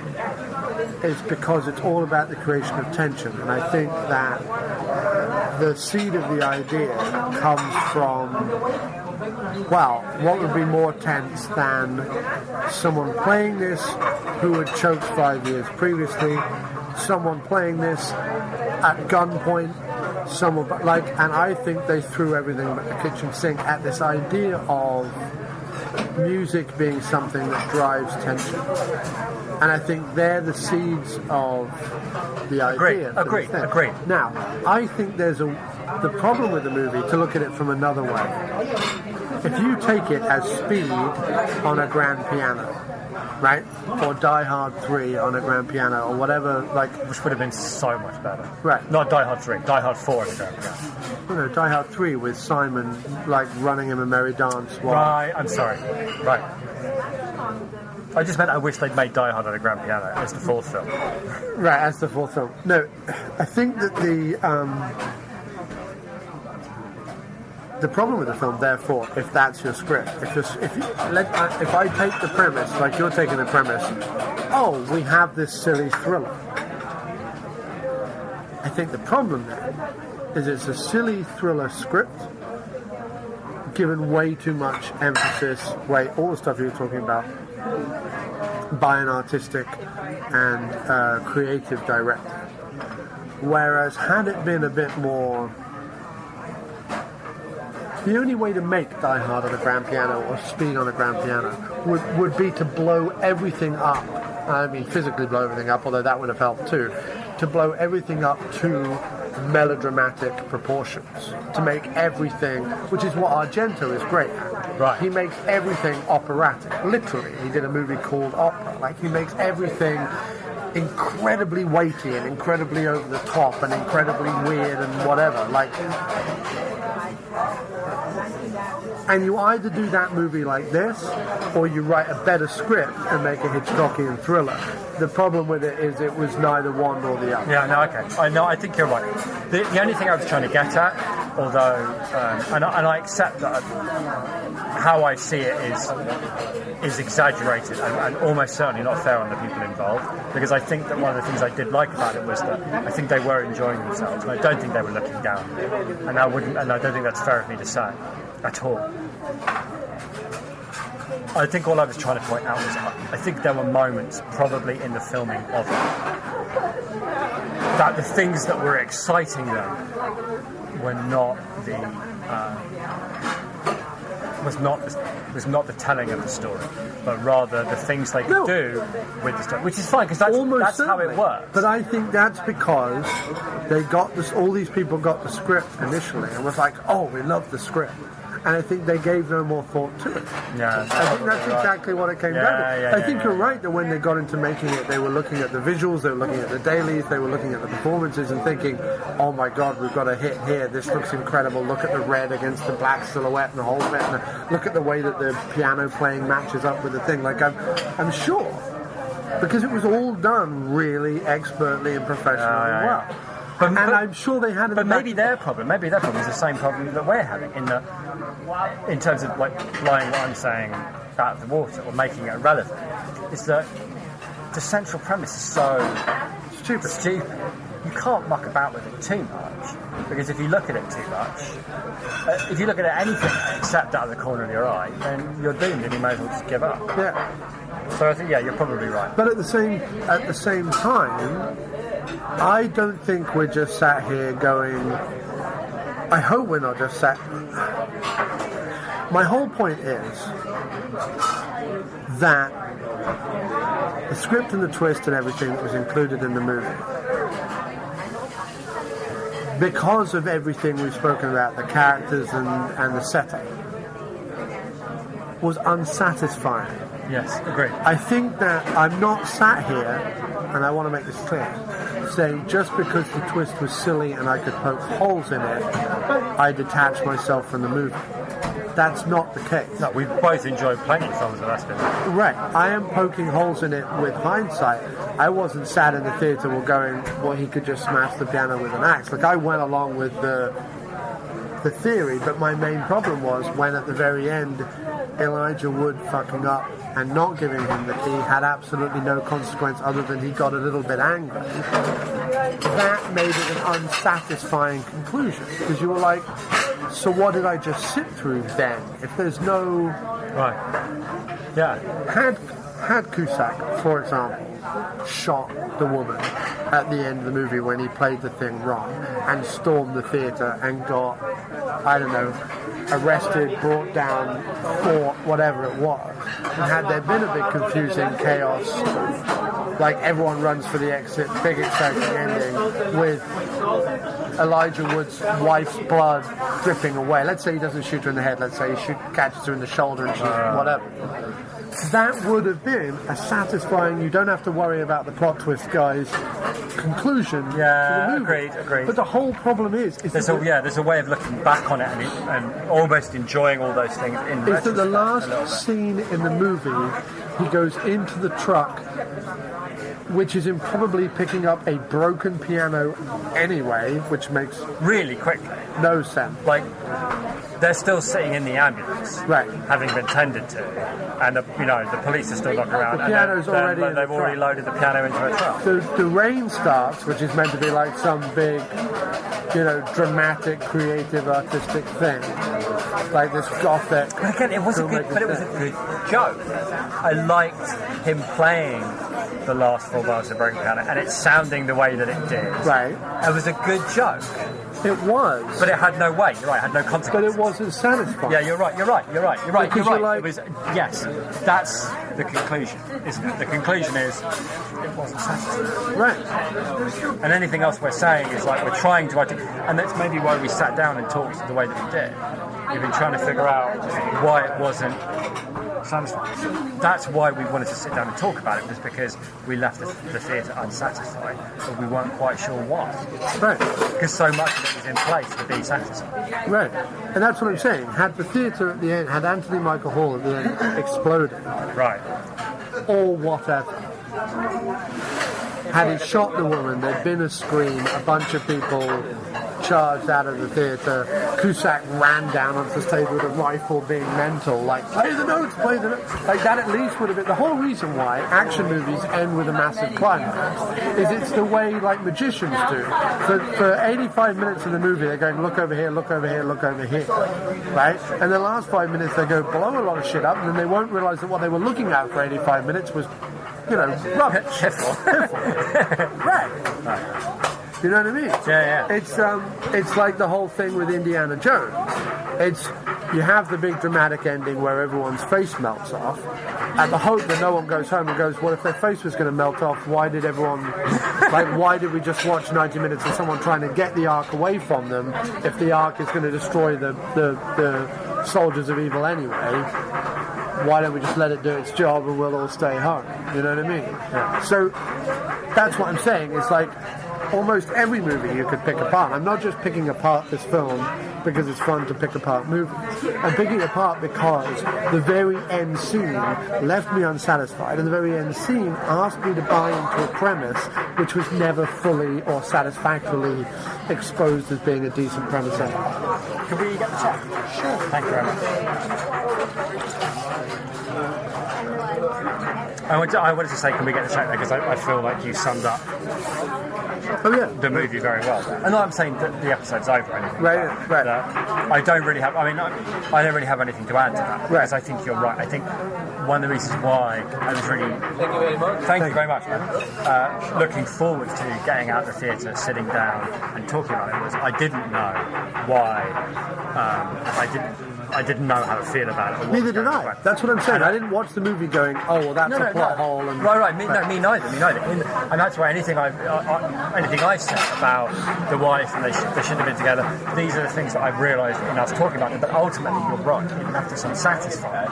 And that's if you're going to make a silly B movie, the one thing you can't... It's okay to make a French drama about the unknowingness of man, existence, and all isn't it complicated.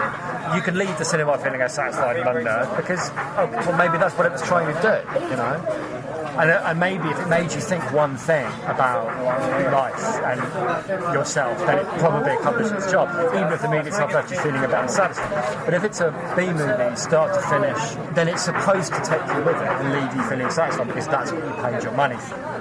I didn't pay my money to find out whatever the hell the movie was trying to tell me. Right. Because it didn't do it. Right. So you're right. I think you summed it up really, really well, and I think your read of it and your take on it was a lot more honest and understanding than mine.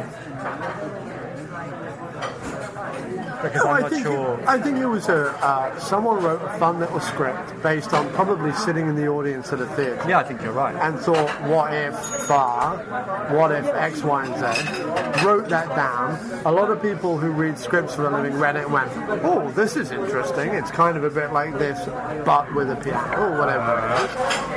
They then got the director in front of people, and the director started talking about like thick, billowing red curtains and the silhouette and this and the camera. I could make lots of Hitchcock camera tricks with it. Right. And I think people could see the poster and could see Hitchcockian thriller succeeds on blah blah blah as a tagline or whatever, or as a byline from a critic, and went, great, let's bankroll this and get it done. Who's available? Cusack. He's our very man. You know what I mean? Although they probably went to Cage first. Yeah. You see, I want to know. This was a question I wanted to pose to you, and one that I've been trying to think of a way to write a decent article for. Right. Nick Cage, Right. because of a bad accountant, owed the government millions of dollars in back taxes and made some really bad investments due to this trusting the wrong person. Oh my God. Right? Like Leonard Cohen. Is the official story. Separate. And sold an incredibly expensive and almost priceless comic book collection to try and get out of debt, and then subsequently has been making like every script they hand to him just to scrape together a living so that he can, get back what he had succeeded in getting. Like, if you imagine you made The Rock but had no money to show for it, or you made Con Air and had no money to show for it, you must be like, fuck me, I had all this, I've got to get it back. So he's just taking any script on the hope that it's the next Con Air or whatever. Not even on that hope, just on the idea of I've got to do as much as I can. Here's my question. Why is Cusack doing it? Because there was a point where Cusack was starring in relatively minor A pictures, making money, and then making his own films. And he made High Fidelity, which was very successful. Grosse Point Blank, which was very successful. Max, which was less successful. What? Max. He didn't write it or produce it. No, I think he produced Max. Right, but I think he knew that was going to be in a LARP picture. Right, fair enough, yeah. He then did War Inc., which was a massive... I thought War Inc. was massive but I think that was a long way past Grosse Point Blank. Oh, no, it is. 12 No, years it's the third script that he wrote. That's what I'm saying. That's what I'm trying to say. I see. It's the third script he had a hand in writing with his two other writing partners. He did Grosse Point Blank, huge success. High Fidelity, huge success. And the third script he went to was War Inc. Because I think he saw himself as he wanted to go the way of Tim Robbins, his good friend, where he could star in the occasional thing, but then also finance his own more politically motivated comedies and or dramas. And since War Inc., which was made, by the way, for peanuts in Bulgaria with a bunch of his friends and people he could rope into it because they too felt shitty towards the Iraq War and what we were doing up there. So that's why Ben Kingsley's in it, Dan Aykroyd's in it, Marissa Tomei's in it, and so on. Since then, he's only made movies that have gone straight to either video on demand, straight to Netflix, straight to DVD or whatever, the majority of which have been either in Bulgaria or Canada or whatever. Do you think he got over there and just went, I found my place, this is where I'm going to exist? I think it's probably... I think Cusack suffers from Goldblum syndrome. Because remember when there was a point where you went, why haven't I seen Jeff Goldblum in anything in years? What's up with that? And I think it's because Hollywood needs it's John Cusack or it's Jeff Goldblum. It's like, okay, we've got a big blockbuster picture here, and we need a serious, respectable actor to be in it, but who has already been in hit movies that people like, and has their own like quirkiness, where we need that quirky character in the movie, like Goldblum in Jurassic Park and Cusack in Con Air. And I think what happens is they do that, but there's only a certain number of times they can do that, because Hollywood can't keep dropping them in those roles. Like Turturro and Oliver Platt have become latter-day versions, because they're in Transformers and they're in right. So you drop them in, but then you can only do that. Like Turturro was that for a while, and then he didn't do it for ages. No, he's done it in all the Transformer movies. No, I know, but before the Transformers, it had been a while. That's what I'm saying. Like, there's a point where the quirky, serious actor who's prepared to star in your blockbuster, you can only use him once or twice. Now, Turturro's in the Transformers thing, but then he's in all the Transformers, I guess. I don't know, I've only seen the first one. And I think what happens to them after that, they've got like a little bit of money and a little bit of a knack, and so they can go off and they can do their own projects, right? Turturro has written and directed things. Oliver Platt, Oliver Platt's fine, because Oliver Platt will do TV, right? That's why Oliver Platt's okay, because he'll do The West Wing or whatever, and he'll turn up in, and he's like a big fat bloke, and everybody needs a big fat bloke. You're never short of how we need a big fat bloke in this world. But if you won't do TV, right? Like Goldblum tried it and did it for a while, and presumably does some theatre as well. Because he's mainly picking thrillers. Yeah. He's not really doing action movies. He's not really doing comedies. He's mainly doing thrillers. Right. The Number Station. He had that other one that came out, which I also watched. He did The Paperboy, which was like him doing a conscious art film. No, because it was that guy, Lee Daniels. Because wasn't he in the White House one too? Wasn't he in the Butler? The Butler, yeah. Wasn't he one of the presidents? Yeah, he was, yeah. But that again is him showing up to do like a character turn in something. It's just at a certain point he clearly lost his sense of humour. What else did he do apart from The Number Station? There was something where he was a detective. Yeah, he was a cop. It was awful with the woman out of. It was a serial killer film, right? Yeah, it was terrible. I couldn't watch more than 20 minutes of it. It was so bad. That's on Netflix, though. Yeah. But I was kind of hopeful that might be quite good, but it was so bland and generic. It was unbelievable. Yeah. But I had somebody mad as the killer. I can't remember who it was, though. It was terrible. But I liked The Number Station. I thought The Number Station was good. I liked The Number Station. I know you weren't such a big fan, but I liked it. I think there comes a point in an actor's life, like Cusack or Goldblum, whatever, where they're no longer able. I think that's why Goldblum doesn't do it. No. There's a point. Pacino went through it, and De Niro went through it. Actually, De Niro less so, but Pacino definitely. Where you're too old to be the leading man, but you're too young to be the character. Sea of Love was Pacino's first hit in 10 years or something. You know what I mean? And it was a comeback for him, and he was old and a different actor. You know what I mean? When he made Sea of Love, as opposed to, The Godfather, whatever. Scarface. He's a different. He looks different. He acts different.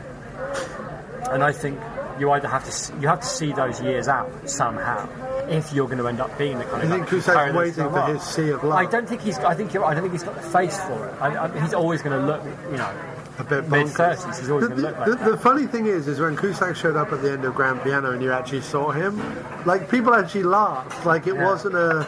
Well, he's a very. I don't think he quite understands what he's good at either. I couldn't believe the Number Station was all right because he could just about get away with that. But the serial killer one, I think he thinks he can inhabit these roles, but he can't. His problem is very similar to Jeff Goldblum. It doesn't matter what you put him in. He's always going to be John Cusack. He's always going to be Jeff Goldblum. He can't.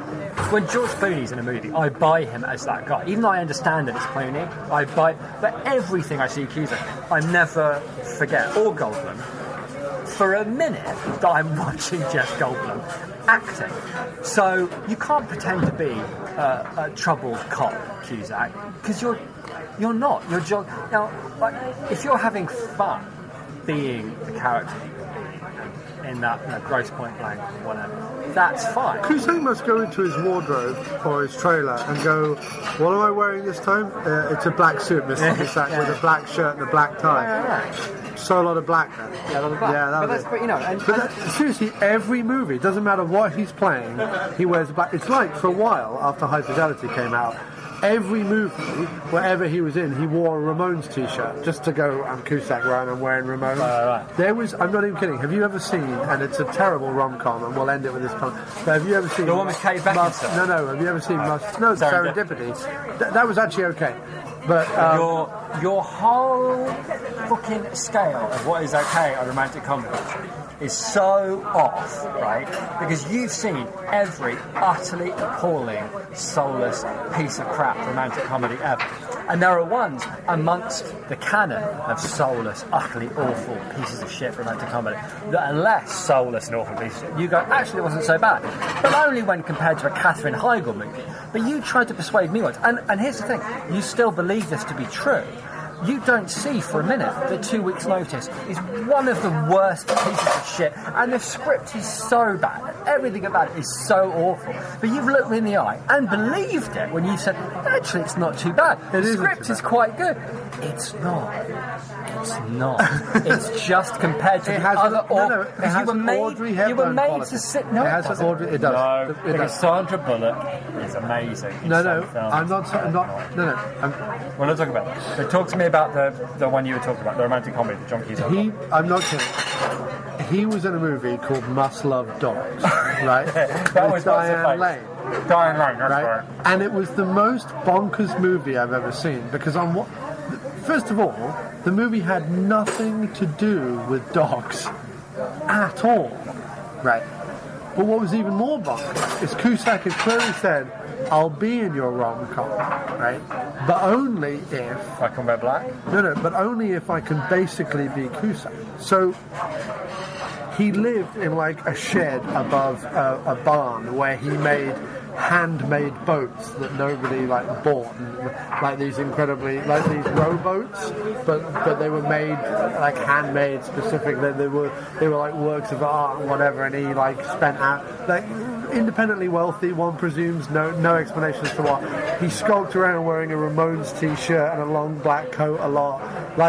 He had lots of quotations by fucking Kierkegaard and Proust and stuff like that. And you were just like, but this is just the guy that Diane Lane has got to end up with at the end of the movie, right? Diane Lane doesn't give a shit about any of it. Why is it the movie's called Must Love Dogs? Why are you skulking around a Ramones t-shirt, planing and sanding boats? What has that got to do with it? But Cusack clearly went, I'm a deep thinker. I think this is what he thinks about himself. I'm a deep thinker. I'm an intellectual actor, and my characters have to have some aspect of intellectualism to them because it had worked in Grosse Point Blank, it had worked in Serendipity, which I know you don't agree with, but it does. That's the character he plays in Serendipity. Good luck getting me to watch a romantic comedy I don't starring want you Kate to watch Beckinsale. I don't. You know what I mean? It's just odd that he hasn't done that. Since Muscle Dogs, he hasn't done that role since. And he might try and imbue these other roles that he has with some level of intelligence or some level of detachment, because detachment kind of is something Cusack does a lot as well. I'm in the drama, but really I'm thinking about some French poetry I read this morning over a latte. Right? What's odd is that he hasn't put Jeremy Piven in a movie for ages. And he did that a lot. He put Piven in a lot of movies, right? You think Piven takes his phone calls now? Mr. Piven, I have a reverse charge call from Bulgaria. Will you accept the charges? No thanks, I'm in Entourage, I don't need that anymore. Well, he's not in Entourage anymore. No, he's not. What has Piven done since Entourage? Nothing. Probably begged to get the Entourage movie made. Which they're making. But Piven used to be a really funny, best friend kind of actor. I used to like him. Yeah, me too. And he's in Serendipity, and so the scenes with him and Cusack in it, although I wouldn't suggest you watch it, I'm saying that the scenes with him and Cusack in it, while not as funny, are as watchable and pretty good in the same way. In the same way that Bruno Kirby and Billy Crystal in When Harry Met Sally. A glass full of scummy, disgusting water in the middle of a desert of shit is a glass of water. And Piven and Cusack would be drunk down, do you know what I mean, in the middle of this awfulness, with the gusto of a man desperately in need of anything approaching entertainment. Yeah. But set next to other things that are actually entertaining, it's a glass full of scummy water. That's all I'm saying. Okay, fair enough. But I agree with you about. Cusack. It's like for ages I was so puzzled because I was. It was like putting Jeff Goldblum in your movie will only make your movie better. Like, there's no way that Goldblum makes your movie worse. Except Morning Glory. But was that a bad movie to begin with? And he failed to rescue it. He failed to rescue it because he'd been incorrectly given a serious role. Oh, well, there we go. Well, there you go. My point is, you make any movie, right? You're Roland Emmerich or whatever. Right. Right, and you go, I'm making a stupid film. 2012. That was the last big blockbuster Cusack did. Cusack did 2012. Yes, he did. He was good in that. I quite like that. I like 2012. I like 2012. I like all Emmerich movies. They're all brilliant. Occasionally, a Platt or a Cusack or a Harrelson Yes, well, he will show up. understands. He understands. If I'm going to make a shitload of nonsense... Ejiofor was in that as well. Fucking hell, he was, wasn't he? In fact, Emmerich's movies are up until the Tatum Channing one that just came out, the White House Down. It's a bit too self-conscious, I think. No, but they all, like, had the president in White House Down been played by, I don't know, Peter Weller or someone, right? And had the Channing Tatum role been played by who's an interesting Emmerich style choice? Dennis Quaid. Troubled former Secret Service agent. Phone call to Dennis Quaid. Right. Clearly, we've got to have some Quaid. You can't. Can you repeat? Can it be a 2-card Quaid trick? Yeah, of course. Is that possible? Are you kidding? I watched Legion recently, where Quaid's diner in the middle of the desert gets beset by angels. Yes, I'd like to see that. And Quaid is Quaid saves it from the movie. I think he does with his. Yeah, because I mean, look, Bettany was okay. It was like the. I like Bettany. No, Bettany was doesn't get enough work. Bettany was absolutely fine, and I watched. But Bettany needs to get dropped into bollocks. Like, there's some actors. Had Bettany been the right? See, look, Bettany and Cusack, whatever. These people, if they're allowed to do the things that they want to do, it's a biography of Darwin. Shut up, Bettany. Shut up, Bettany, and be my man. Was he in a biography of Darwin? Yeah, he was in a biography of Darwin. There's like a picture of him and a monkey. And he's going, oh, this monkey means something to me, but what could it be? Watch the movie to find out, kids. You know, Darwin. But he shouldn't be allowed to make those films. He should be dropped into bollocks because he's like, I have a shitload of integrity, a whole bunch of screen magnetism I don't even know what to do with, like Goldblum and Cusack have. So put me in a load of nonsense. Right. So that I make the nonsense more believable, like 2012. You know, except but he's the serious bad guy. Yeah. If Bettany had been running around with the crazy hair, solving the clues, that would have been a lot better. Yeah, it would. Yeah. But Hanks is like, is it true that my face is getting more like a potato? Could we make my hair longer at the back, and then maybe it'll look a bit less like a potato? No, now you just look like a hairy potato. I think we could probably recast White House Down in a far more.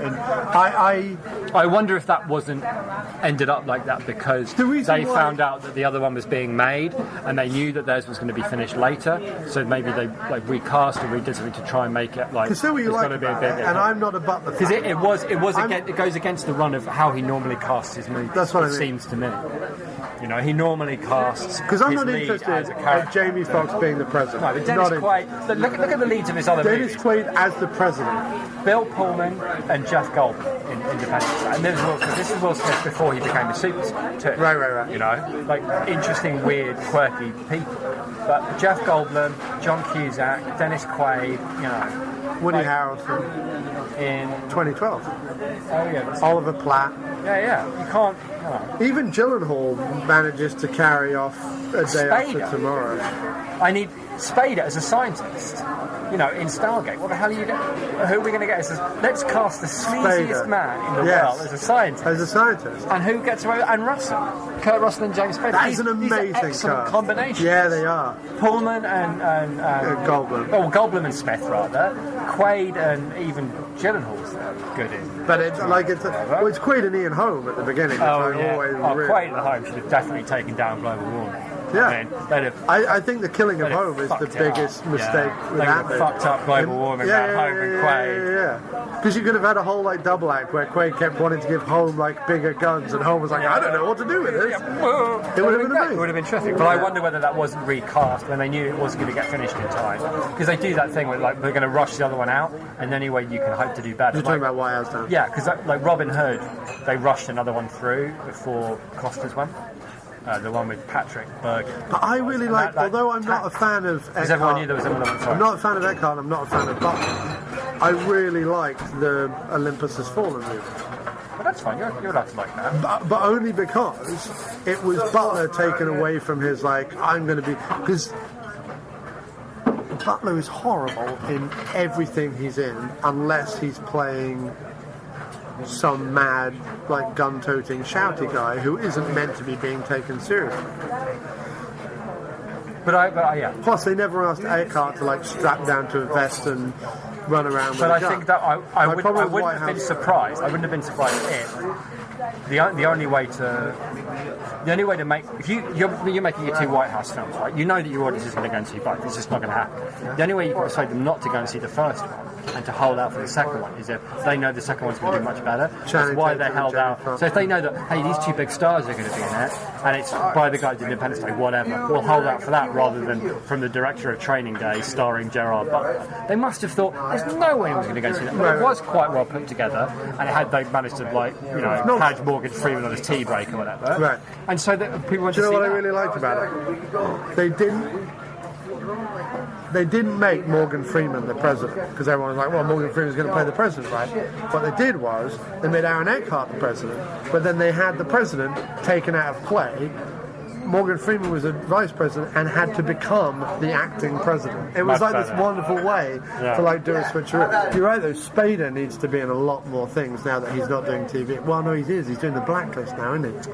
Which is inexplicably popular. No, it's terrible. I know, I watched the first It's episode. It was appalling. Unbelievably bad. None of this makes any sense. It's fucking stupid. It's not the least There was one bit entertaining. where he went to like a French restaurant and was very louche with everyone, and I was like, I understand. Sounds like Spader's generated. What if I went to a French restaurant? Drank coffee from a tiny little I cup. think I'm going to go to a French restaurant because I know where your wife lives. Yeah. Spader probably gets so much of what he wants because he knows because where he the gets wife- to know like people's like, oh, this is your wife, and they go.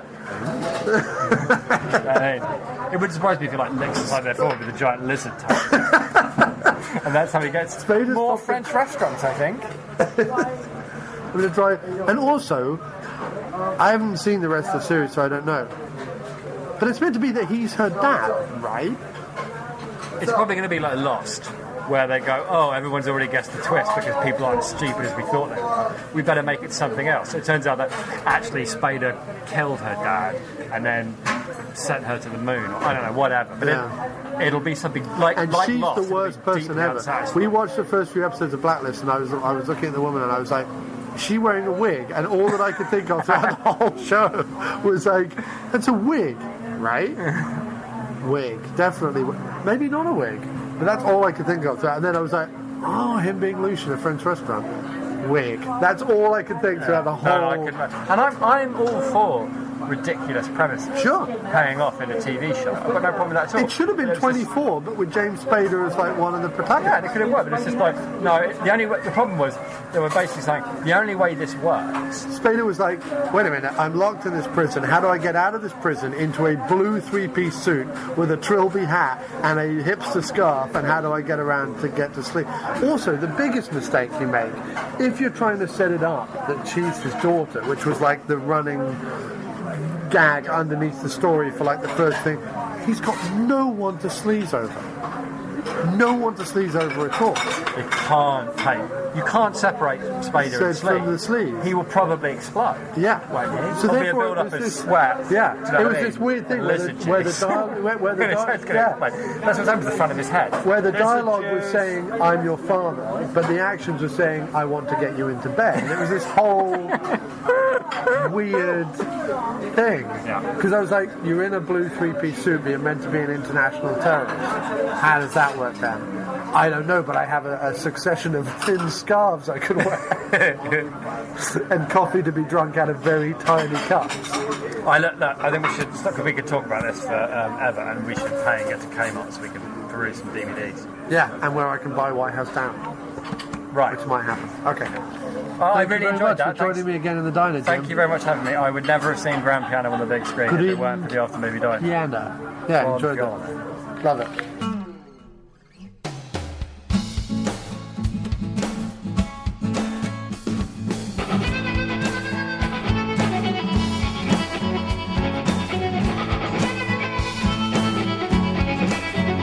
Well, what happened to John Cusack? He's a bit like Peter Pan. He barely seems to get older. Well, I just don't understand. Although he's now kind of weird looking, puffy face and clearly dyed hair. All those Bulgarian films he's been doing, it's like he just no longer cares.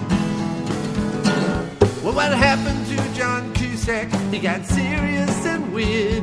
He only likes to talk politics, and he's rarely, if ever, grown a beard. He dresses all in black. He plays a hitman or a troubled cop, and his films all end up on Netflix. His last pet project was a flop. Do you remember Golden Age Cusack? From class to high fidelity. And although the films keep coming, there's maybe one okay one in every three. In every three. 1, 2, 3, hey.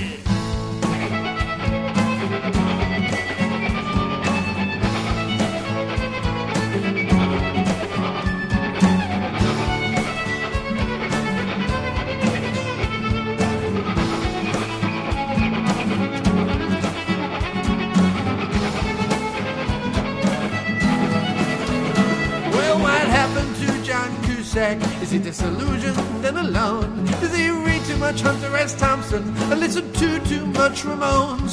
To him and Tim Robbins take political luncheons in the clouds above L.A. But Susan Sarandon no longer brings them biscuits, and they've probably run out of things to say.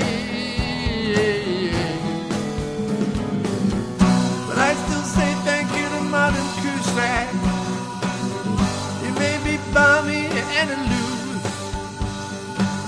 but all the work you now do is filling up my Netflix queue, and I'd rather be watching you than anything with she ever does. Anything with she ever does.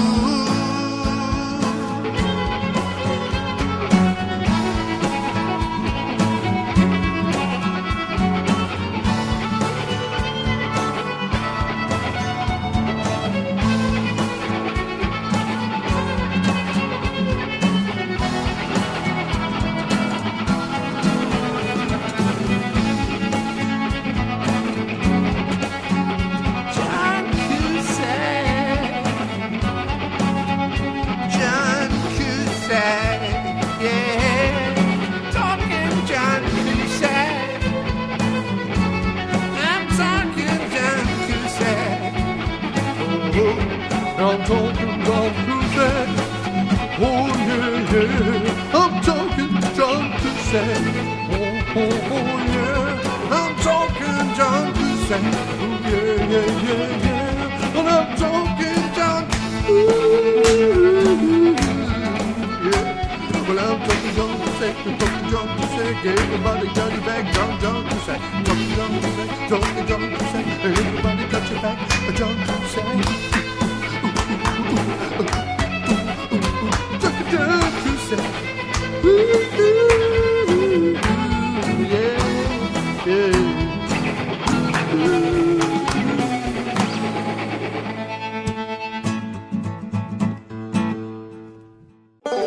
Like the show? Well, you can find our complete podcast archive over at amdpodcast.blogspot.com or aftermoviediner.com. You can send us an email at aftermoviediner@gmail.com, tweet us at aftermoviediner, or follow us on Facebook at facebook.com/aftermoviediner. Or why not be a part of the show and leave us a voicemail over at speakpipe.com/aftermoviediner. You can also support the show a number of ways: by spreading the word to family, friends and co-workers, by writing us a review over at iTunes or TalkShoe, by purchasing some excellent diner merchandise over at cafepress.com/aftermoviediner, by donating on our website, by advertising with our website, or maybe you're a regular Amazon user. If so, then before you make a purchase, go to amdpodcast.blogspot.com, aftermoviediner.blogspot.com, or aftermoviediner.com and click through the Amazon banner ads. It costs you nothing extra, but they throw us a few coins for the trouble. Or, like the movies we cover, then buy them over at our personal Amazon store, also on amdpodcast.blogspot.com. Really, thanks everybody for everything you continue to do, and please keep listening. There are men, and then there are second unit podcast men. The podcast you've just been listening to is part of the Second Unit Podcast Network. Find all of our shows at 2upn.blogspot.com or on Facebook under the Second Unit Podcast Network. Our fantastic list of shows include Drunk on VHS, We Came from the Basement, No Budget Nightmares, The After Movie Diner, Dr.Action and the Kick-Ass Kid, and Bloodbaths and Boomsticks. Take one podcast into the shower. Don't be a blithering idiot, Alan. We can give you the multiple podcast cleansing system all in one place that your hair deserves.